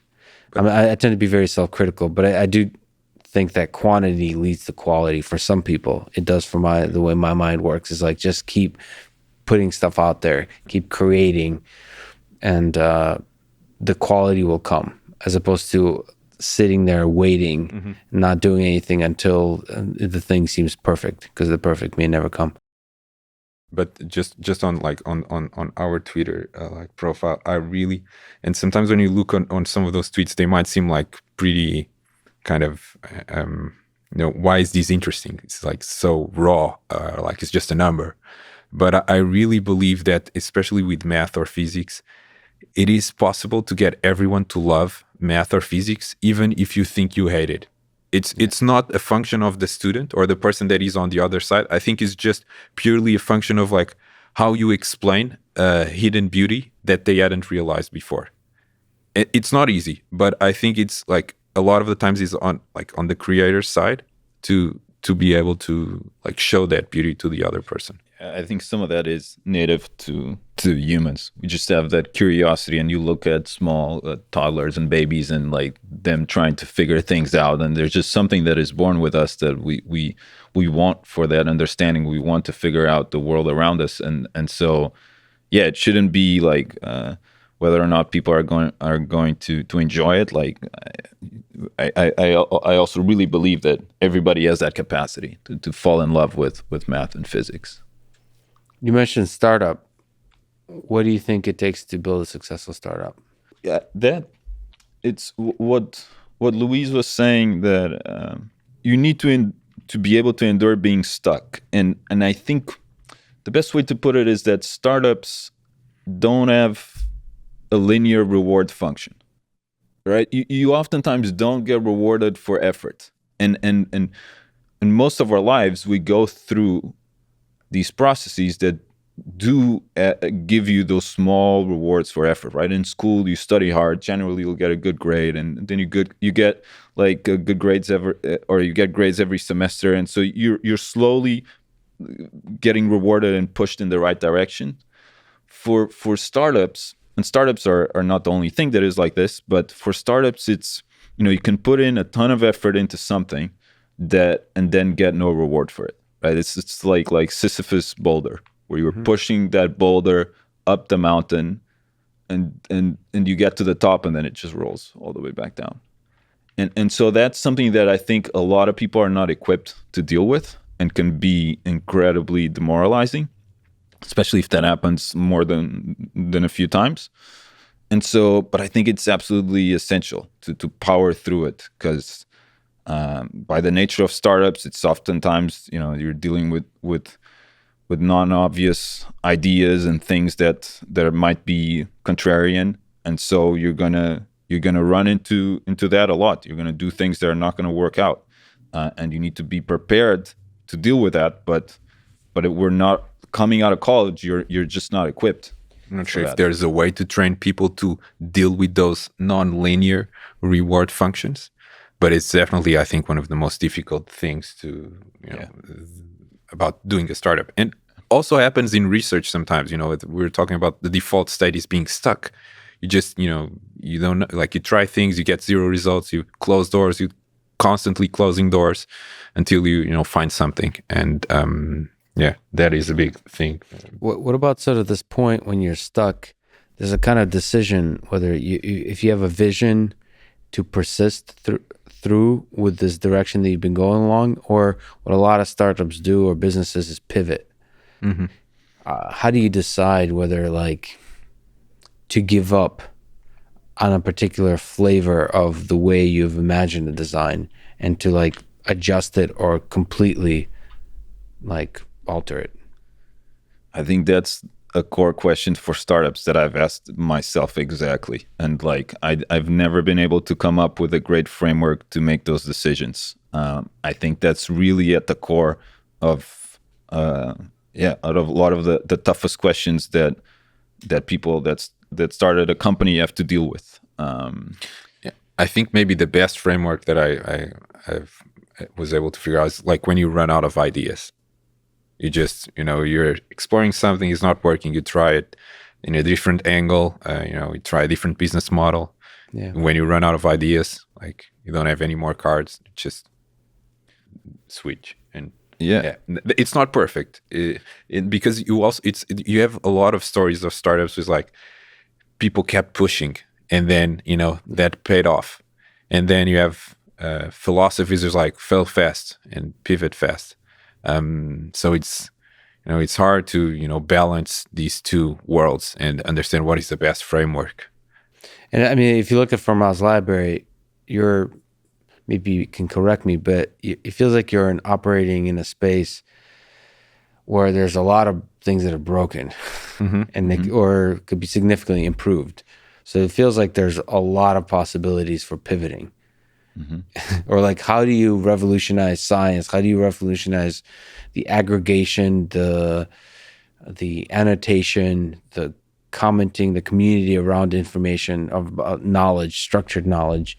I mean, that's kind of what like Stack Overflow and Stack Exchange has struggled with to come up with a solution. And they've come up, I think, with an interesting set of solutions that are also, I think, flawed in some ways, but they're much, much better than the alternatives.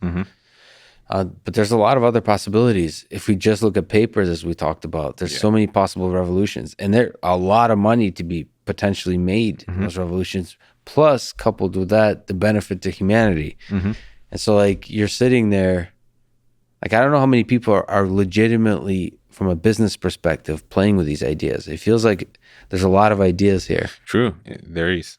Are you right now grinding in a particular direction? Like, is there a 5-year vision that you're thinking in your mind? For us, it's more like a 20-year vision in the sense that we've consciously tried to make the decision of, so we run Fermat as it's a side project, and it's a side project in the sense like it's not what we're working on full time, and but our thesis there is that we actually think that that's a good thing, at least for this stage of Fermat's library. And also because some of these projects, if you're coming from a startup framework, you probably try to fit every single idea into something that can change the world within 3 to 5 years. And there's just some problems that take longer than that, right? And so, we were talking about archive, and I'm very doubtful that you could grow like archive into what it is today, like within 2 or 3 years. No matter how much money you throw at it, there's just some things that can take longer, but you need to be able to power through the time that it takes. But if you look at it as okay, this is a company, this is a startup, we have to grow fast, we have to raise money, then sometimes you might forego those ideas because of that, because they don't very well fit into the typical startup framework. And so for us, Fermat, it's something that we're okay with growing, with having it grow slowly and maybe taking many years. And that's why we think it's not a bad thing that it is a side project, because it makes it much more acceptable in a way, and that to be able to be okay with that. That said, I think what happens is, if you keep pushing new little features, new little ideas, I feel like there's like certain ideas will just become viral. Like, and then you just won't be able to help yourself, but it'll revolutionize things. Like, it feels like there but there's opportunity for viral ideas to change science. Absolutely. And maybe we don't know what those are yet. It might be a very small kind of thing. Maybe you don't even know should this be a for-profit company doing this. That's the Wikipedia question. Yeah. There are a lot of questions, like really fundamental questions about this space that we've talked about. I mean, you take Wikipedia and you try to run it as a startup, and by now it would have a paywall. You'd be paying $9.99 a month to read more than 20 Or articles. I mean, that's one view. Yeah. The other, the ad-driven model. So they rejected the ad-driven model. I don't know if I mean, this is a difficult question. You know, if Archive was supported by ads. I don't know if that's bad for Archive. If Fermat's library was supported by ads, I don't know. I'm not. It's not trivial to me. Unlike I think a lot of people. I'm not against advertisements. I think ads, when done well, are really good. I think the problem with Facebook and all the social networks are the lack of transparency around the way they use data, and the lack of control the users have over their data. Not the fact that data is being collected and used to sell advertisements. It's a lack of transparency, lack of control. If you do a good job of that, I feel like it's really nice way to make stuff free. Yeah, for people. it's like Stack Overflow, right? Yeah, I mean, Stack Overflow. I think they've done a good job with that. Even though, as we said, like they're capturing very little of the value that they're putting out there, right? But it makes it a sustainable company, and they're providing a lot of. It's a fantastic and very productive community. Let me ask a ridiculous tangent of a question, Luis. You wrote a paper on Game of Thrones, Battle of Winterfell. Just as a side little, I'm sorry, I noticed. I'm sure you've done a lot of ridiculous stuff like this. I just noticed that particular one. By ridiculous, I mean ridiculously awesome. Can you describe the approach in this work, which I believe is a legitimate publication? So going back to the original, like when we were talking about the backstory of papers and the importance of that. So this was actually, there was when the last season of the show was airing. This was during a company lunch. There was in the last season. There's a really big battle against the forces of evil and the forces of good, and it's called the Battle of Winterfell. And in this battle, there are like these two armies, and there's a very particular thing that they have to take into account is that in the army of dead, like if someone dies in the army of the living, like that person is gonna, be reborn as a soldier in the army of the dead. Yes. And so that was an important thing to take into account. Yeah, and the initial conditions, as you specify, it's about 100,000 on each side. Exactly. So I was able to, like, based on some images, like on previous episodes, to figure out what was the size of the armies. And so what we were theorizing was like, how many soldiers does like a soldier on the army of the living has to kill in order for them to be able to destroy the army of the dead without like losing, because every time one of the good soldiers dies, it's going to turn into like the other side. And so we were theorizing that, and I wrote a couple of differential equations, and I was able to figure out that based on the size of the armies, I think was the ratio had to be like 1.7. So it had to kill like 1.7 soldiers of like the army of the dead in order for them to win the battle. Well, that's science. It's most powerful, and this is also somehow a pitch for like a hiring pitch, in a sense. Like this is the kind of important science you do at lunch. Exactly. Well, it turned out to be, as for people that have watched these shows, is like they know that every time you try to predict something that is going to happen, you're going to fail miserably, and that's what happened. So it was not at all important for the show, but we ended up like putting that out, and there was a lot of people that shared that. And I think it was some like elements of the show, the cast of the show, that actually retweeted that and shared that. So it was fun. I would love if this kind of calculation happened like during the making of the show, or I love it. Like in, for example, I now know Alex Garland, the director of Ex Machina, and I love it. And he doesn't seem to be not many people seem to do this, but I love it when directors and people who wrote the story really think through the technical details. Like whether it's knowing like how things, even if it's science fiction, if you were to try to do this, how would you do this? Like Stephen Wolfram and his son were or collaborating with the movie Arrival in designing the alien language of how you communicate with the aliens. Like, how would you really have a math-based language that that could span the alien and being and the human being?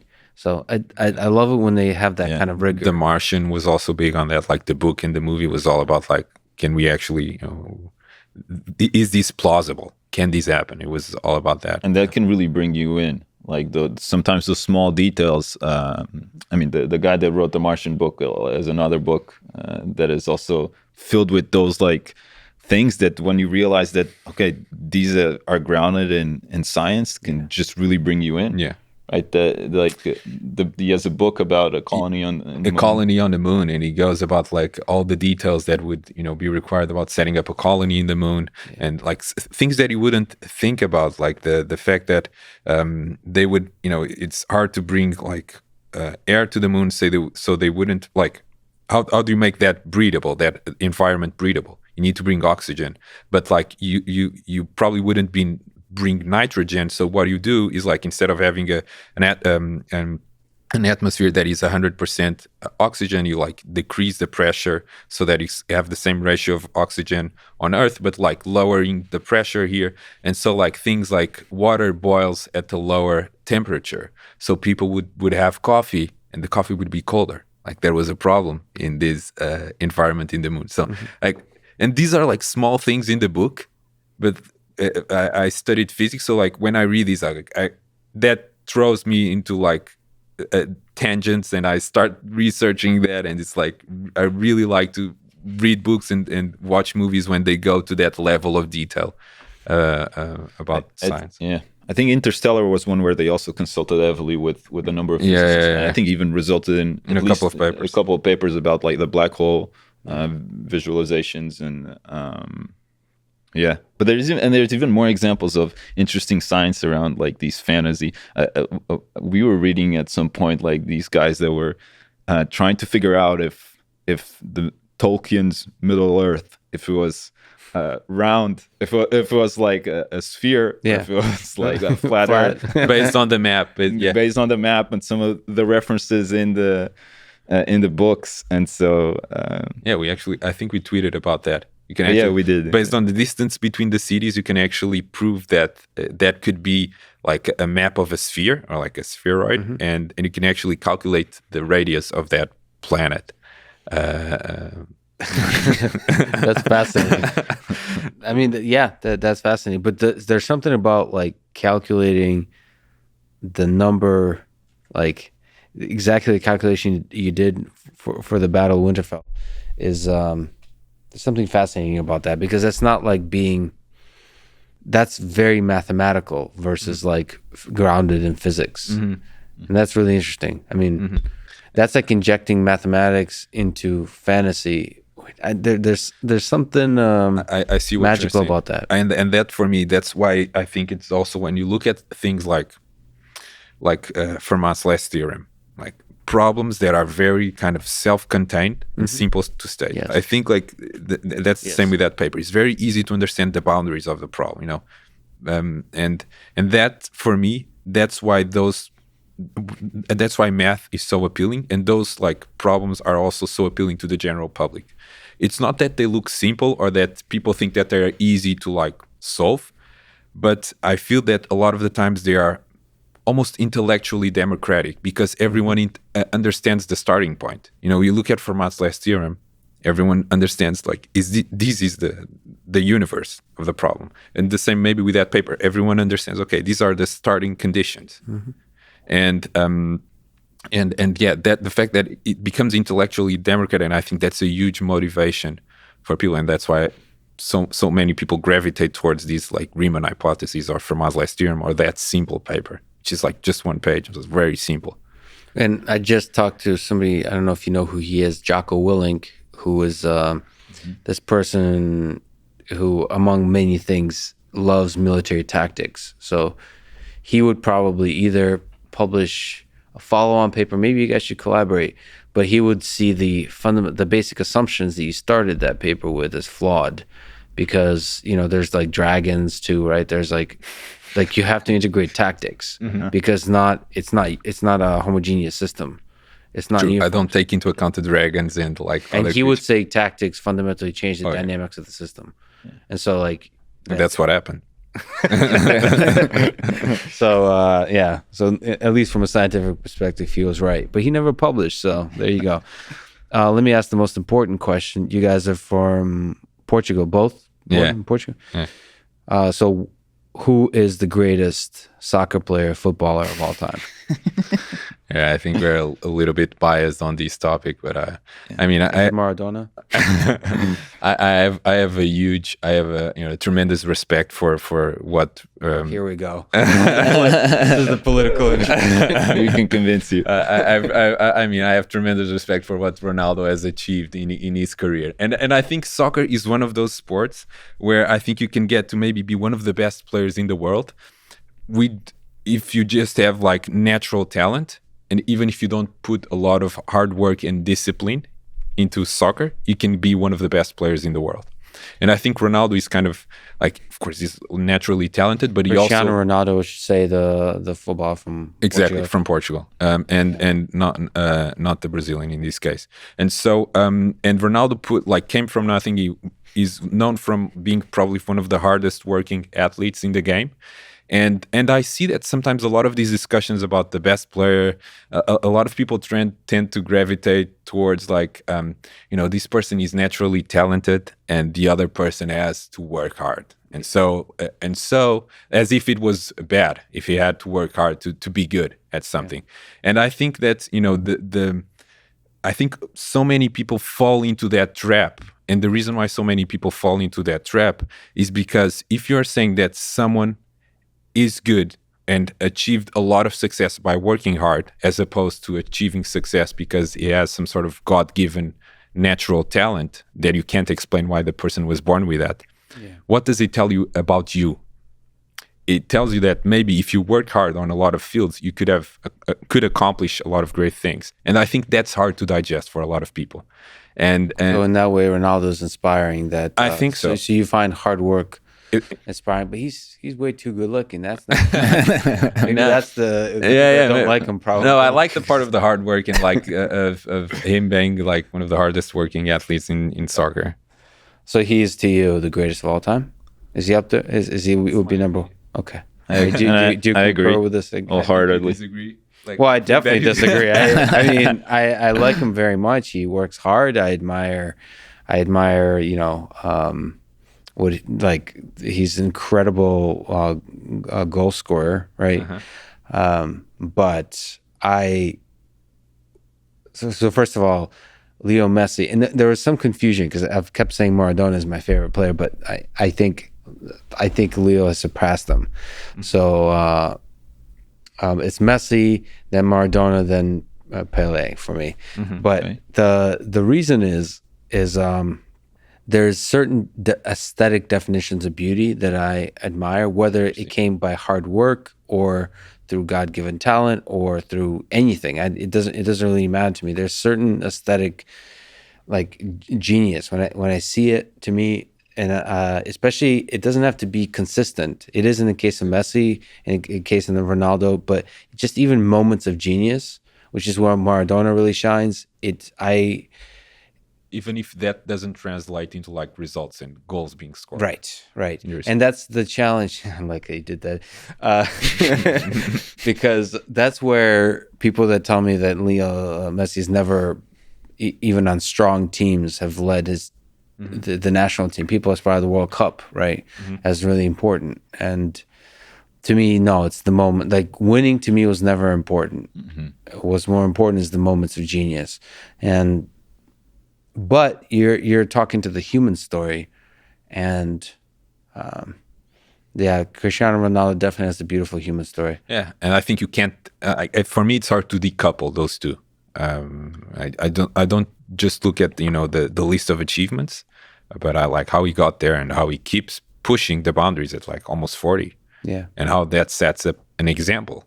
Maybe 10 years ago, I wouldn't have ever imagined that one of the top players in the world could be a top player at 37 or. But and there's an interesting the human story is really important. But if you look at Ronaldo, he's somebody like kids could aspire to be. But at the same time, I also like Maradona, who like is a tragic figure in many ways. It's like the drugs, the temper, all of those things. That's beautiful too. Like I don't necessarily think, to me, The flaws, the flaws are beautiful too in athletes. I don't think you need to be perfect. I agree. From a personality perspective, those flaws are also beautiful.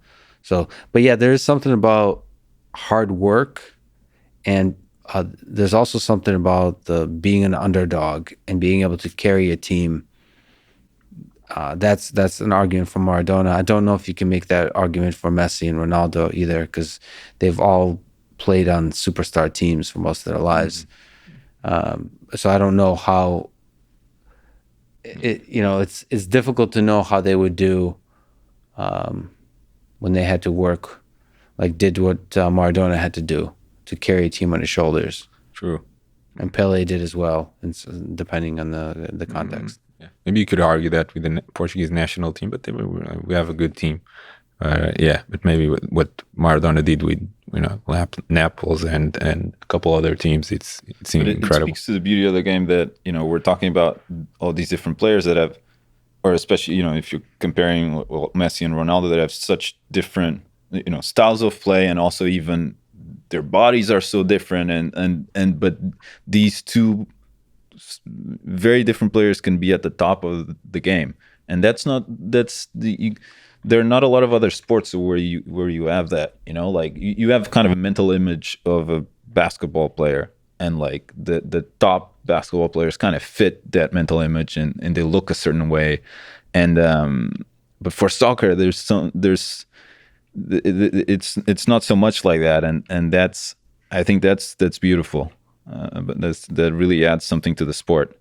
Well, do you play soccer yourself? Have you played that in your life? What do you find beautiful about the game? Yeah, I mean, it's I'd say it's the biggest sport in Portugal, and so growing up we played a lot. Did you see the paper from DeepMind? I didn't look at it, where they're like doing some analysis on soccer strategy. Yeah, interesting. I saved that paper. I haven't read it yet. It's actually when I was in college, I actually did some research on applying machine learning and statistics in sports. And in our case, we're doing it for basketball. But what they're effectively trying to do was, have you ever watched Moneyball? Yeah, so they're trying to do something similar, taking that, in this case basketball, taking a statistical approach to basketball. The interesting thing there is that baseball is much more about having these discrete events that happen kind of in similar conditions, and so it's easier to take a statistical approach to it. Whereas basketball, it's a much more dynamic game. It's harder to measure. It's hard to replicate these conditions, and so you have to think about it in a slightly different way. And so we were doing work on that, and working like with the Celtics to analyze the data that they had. Like they had these cameras in the arena that were tracking the players, and so they had a ton of data, but they didn't really know what to do with it.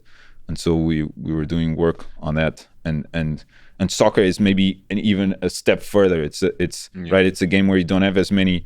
In basketball, you have a lot of field goals, and so you can measure success. Soccer, it's right. It's more of a Poisson process almost, where it's like you have a goal or two in a game. In terms of metrics, I wonder if there's a way, and I've actually thought about this in the past, never coming up with any good solution. If there's a way to definitively say whether it's Messi or Ronaldo are the greatest of all time, like honestly, sort of measure, like convert the game of soccer into metrics, like you said, baseball, but like those moments of genius, if it's just about goals or passes that led to goals, that feels like it doesn't capture the genius of the play. Yeah, there'll be like you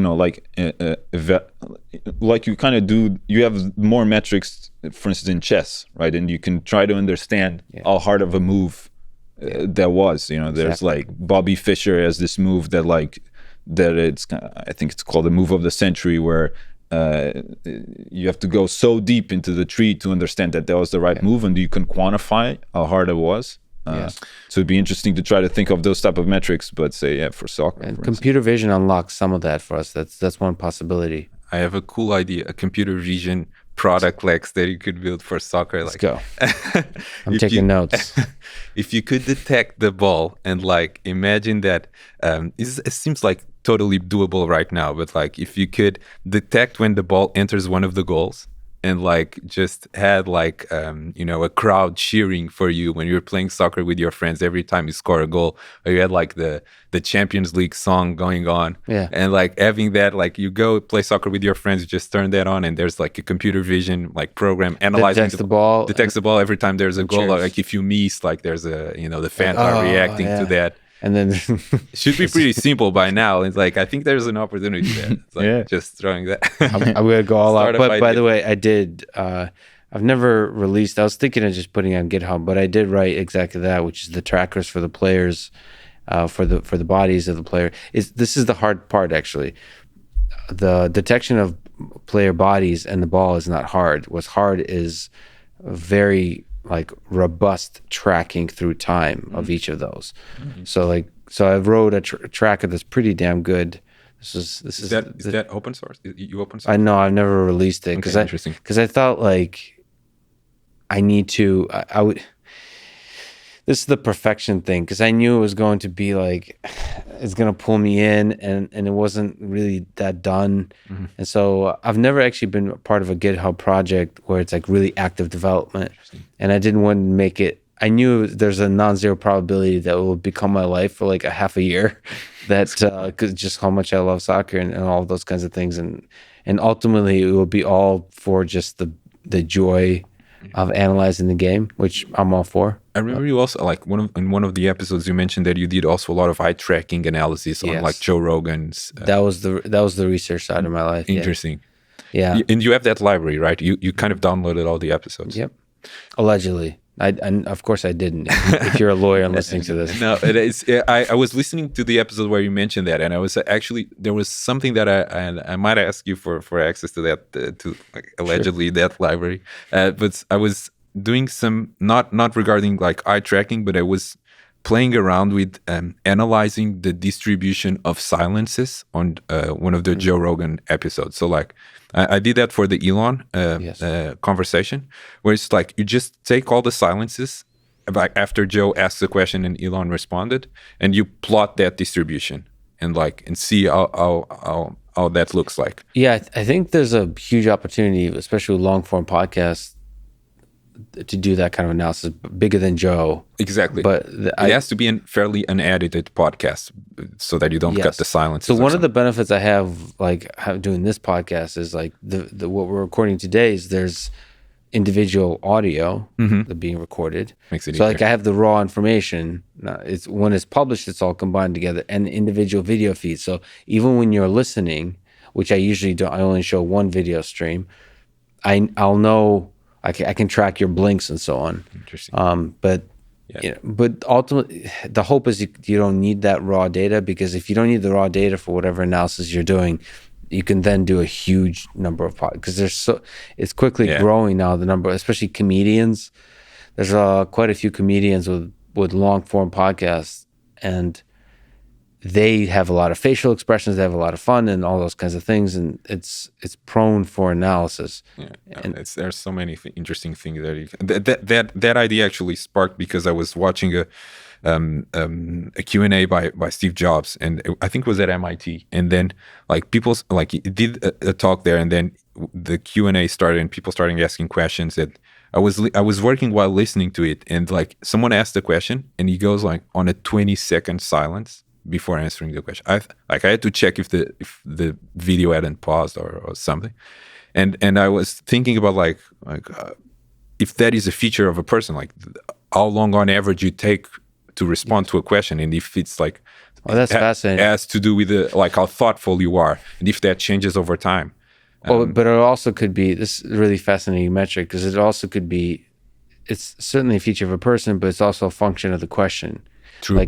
If you normalize to the person, you can probably infer a bunch of stuff about the question. So it's a nice flag. It's a really strong signal, the length of that silence relative to the usual silence they have. So one, the silence is a measure of how thoughtful they are. And two, the particular silence is a measure how thoughtful the question was. It's really interesting. Yeah. I just analyzed Elon's episode, but I think there's like room for exploration there. I feel like the average for comedians would be like, I mean, the time would be so small because you're trained to like, I would think you're reacting to hecklers, you're reacting to all sorts of things. You have to be like so quick. Maybe. Yeah. But some of the greatest comedians are very good at sitting in the silence. I mean, there's Louis C.K. They play with that because you have a rhythm. And like Dave Chappelle, a comedian who did Joe's show recently, he has especially when he's just having a conversation, he does long pauses. It's kind of cool because it's one of the ways to have people hang in your word is to play with the pauses, to play with the silences and the emphasis and like mid-sentence. There's a bunch of different things that it'd be interesting to really analyze, but still soccer to me is that one's fascinating. I just want a conclusive, definitive statement about, because like there are so many soccer highlights of both Messi and Ronaldo. I just feel like the raw data is there to have a definitive and decide. Because you don't have that with Pelé and Maradona. Just true. True. But here's a huge amount of high def data. The annoying, the difficult thing, and this is really hard for tracking. And this is actually where I kind of gave up. Well, I didn't really give much effort, but I gave up to the way that highlights or usually a football match are filmed is they switch the camera. So they'll do a different switch of perspective. So you have to, it's a really interesting computer vision problem. When the perspective is switched, you still have a lot of overlap about the players, but the perspective is sufficiently different that you have to like recompute everything. So there's two ways to solve this. So one is doing it the full way where you're constantly doing the slam problem. You're doing a 3D reconstruction the whole time and projecting into that 3D world. But you could also, there could be some hacks that I wonder, like some trick where you can hop, like when the perspective shifts, do a high probability tracking hop from one object to another. But I thought, especially in exciting moments when you're passing players, like you're doing a single ball dribble across players and you switch perspective, which is when they often do when you're making a run on goal. If you switch your perspective, it feels like that's going to be really tricky to get right automatically. But in that case, for instance, I feel like if somebody released that data set where it's like you just have all like this data set, a massive data set of all of these games from say Ronaldo and Messi, like, and you just add that in like whatever CSV format and some publicly available data set like that, I feel like people would just there would be so many cool things that you could do with it, and you just set it free, and then like the world would like do its thing, and then like interesting things would come out of it. By the way, I have this data set. So the two things I've did of this scale is soccer, so it's body pose and ball tracking for soccer, and then it's pupil tracking and blink tracking for, it was Joe Rogan and a few other podcasts that I did. So those are the two data sets I have. Did you analyze any of your podcasts? No, I think I really started doing this podcast after doing that work, and it's difficult to. Maybe I'd be afraid of what I find. I'm already annoyed with my own voice and video, like editing it. But perhaps that's the honest thing to do. Because one useful thing about doing computer vision about myself is like, I know what I was thinking at the time. So you can start to like connect the behavioral peculiarities of like the way you blink, the way you squint, the way you close your eyes. Like, talking about details, it's like, for example, I just closed my eyes. Is that a blink or no? Like figuring that out in terms of timing, in terms of the blink dynamics is tricky. It's very doable. I think there's universal laws about what is a blink and what is a closed eye and all those things, plus makeup and eyelashes. I actually have annoyingly long eyelashes, so I remember when I was doing a lot of this work, I would cut off my eyelashes, which especially it was funny. Like female colleagues were like, "What the fuck are you doing? Like, no, keep the eyelashes."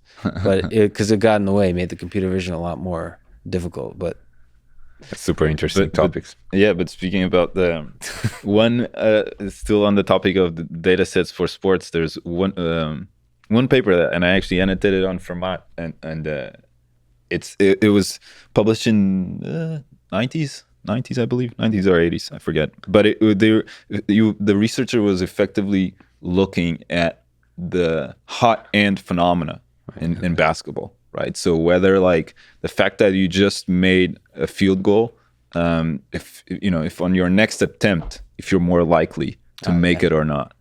And it was super interesting because he polled like I think 100 undergrads in I think from Stanford and Cornell, and asking people like, do you think that you have a higher likelihood of making your free throw if you just made one? And I think it was like 68% said yes, they believe that. And then he looked at the data, and this was back in, as I said, like a few decades ago. And so I think he had a data set of about. He looked at it specifically for free throws, and he had a data set of about 5,000 free throws, and effectively what he found was that specifically in the case of free throws, he didn't, for the aggregate data, he didn't find that he couldn't really spot that correlation, that hot end correlation. So if you made the first one, you weren't more likely to make the second one. What he did find was that they were just better at the second one, because you just got like maybe a tiny practice, and you attempted once, and then you're going to be better at the next one. And then I went, and there's a data set on Kaggle that has like 600,000 free throws, and I reran the same computations and confirmed, like, you can see a very clear pattern that they're just better at their second free throw. That's interesting, because I think there's similar, that kind of analysis is so awesome, because I think with tennis they have like a fault, like when you serve, they have analysis of like, are you most likely to miss the second serve if you missed the first, obviously. I think that's the case. So that integrates. That's so cool when psychology is converted into metrics in that way. And in sports, it's especially cool because it's such a constrained system that you can really study human psychology, because it's repeated, it's constrained, so many things are controlled, which is something you rarely have in the wild psychological experiments. So it's cool. Plus, everyone loves it. Like, sports is really cool to analyze. People actually care about the results. Yeah. I still think, well, like I will definitely publish this work on Messi versus Ronaldo, and I'd love to read it. Objective, fully objective. I'd love to peer review. This is very true. This will not pass peer review. Let me ask sort of an advice question to young folks. You've explored a lot of fascinating ideas in your life. Mm-hmm. You built a startup, worked on physics, worked on computer science.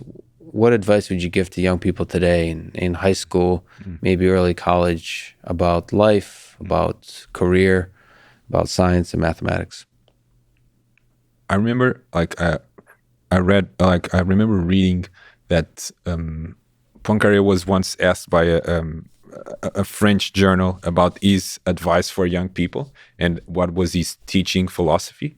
And he said that, like, one of the most important things that parents should teach their kids is how to be enthusiastic in regards to, like, the mysteries of the world. Mm-hmm. And that he said, like, striking that balance was actually one of the most important things between, like, in education. You know, you want to have your kids be enthusiastic about the mysteries of the world, but you also don't want to traumatize them, like, if you really force them into something. And I think, like, especially if you're young, I think you should be curious, and I think you should explore that curiosity to the fullest, to the point where you even become almost as an expert on that topic. And you might start with something that is small, like you might start with and, you're interested in numbers and how to factor numbers into primes, and then all of a sudden you go and you're like lost in number theory, and you discover cryptography, and then all of a sudden you're buying Bitcoin. And I think you should do these. You should really try to fulfill this curiosity, and you should live in a society that allows you to fulfill this curiosity, which is also important. And I think you should do these not to get to some sort of status or fame or money, but I think this is the way, this iterative process, I think this is the way to find happiness. And I think this is also allows you to find the meaning for your life. I think it's all about like being curious and being able to fulfill that curiosity and that path to fulfilling that your curiosity. Yeah, the start small and let the fire build is kind of interesting way to think about it. And you never know where you're going to end up. It's like, for instance, Fermat is just a really good example. We started like by doing this as an internal like thing that we did in the company, and then we started putting out there, and now a lot of people follow it and know about it. And so and you still don't know where Fermat's library is going to end up, actually. True. Exactly. So I think that would be my piece of advice, with very limited experience, of course. But I agree. I mean, is there something from particular, João, from the computer science versus physics perspective? Do you regret not doing physics? Do you regret not doing computer science? Which one is the wiser, the better human being? This is Messi versus Ronaldo. Those are very. I don't know if you would agree, but they're kind of different disciplines. True. Yeah, very much so. I had that question in my mind. I took physics classes as an undergrad, or like besides what I had to take, and it's definitely something that I considered at some point, and that I do feel like later in life that might be something that I'm not sure if regret is the right word, but it's kind of something that I can imagine in an alternative universe what would have happened if I gone into physics. I try to think that, like, well, it depends on what your path ends up being, but that it's not super important, right? Like exactly what you decide to major on. Like I think there's I think Tim Urban, like the blogger, had a good visualization of this, where it's like, you know, like he has a picture where you have all sorts of paths that you could pursue in your life, and then maybe you're in the middle of it, and so there's maybe some paths that are not accessible to you, but like the tree that is still in front of you gives you a lot of optionality. And so there's two lessons to learn from that. Like, we have a huge number of options now, and probably you're just one to reflect, like to try to derive wisdom from the one little path you've taken so far may be flawed, because there's all these other paths you could have taken. It's like, so one, it's inspiring that you can take any path now, and two, it's like the path you've taken so far is just one of many possible ones. But it does seem that like physics and computer science both open a lot of doors, and a lot of different doors. True. It's very interesting. It is. I like in this case, like, and especially in our case, because I could see the difference. I went to college in Europe, and João went to college here in the US, so I could see the difference. And like, in the European system is more rigid, in the sense that when you decide to study physics, you don't have a lot, especially in the early years, you don't have a lot of, you can't choose to take like a class from like computer science course or something like that. You don't have a lot of freedom to explore in that sense in university, as opposed to here in the US, where you have more freedom. And I think that's important. I think that's what constitutes, you know, a good kind of educational system, is one that gravitates towards the interests of a student as you progress. But I think in order for you to do that, you need to explore different areas. And I felt like if I had a chance to take, say, more computer science class when I was in college, I would have probably have taken those classes. But but I ended up like focusing maybe too much in physics. And I think here, at least, my perception is that you can explore more fields. But there is a kind of, it's funny, but physics can be difficult. So I don't see too many computer science people then exploring into physics. It's only like the one one of the beneficial things of physics, it feels like it. What was it, Rutherford, that said like basically that physics is the hard thing and everything is easy.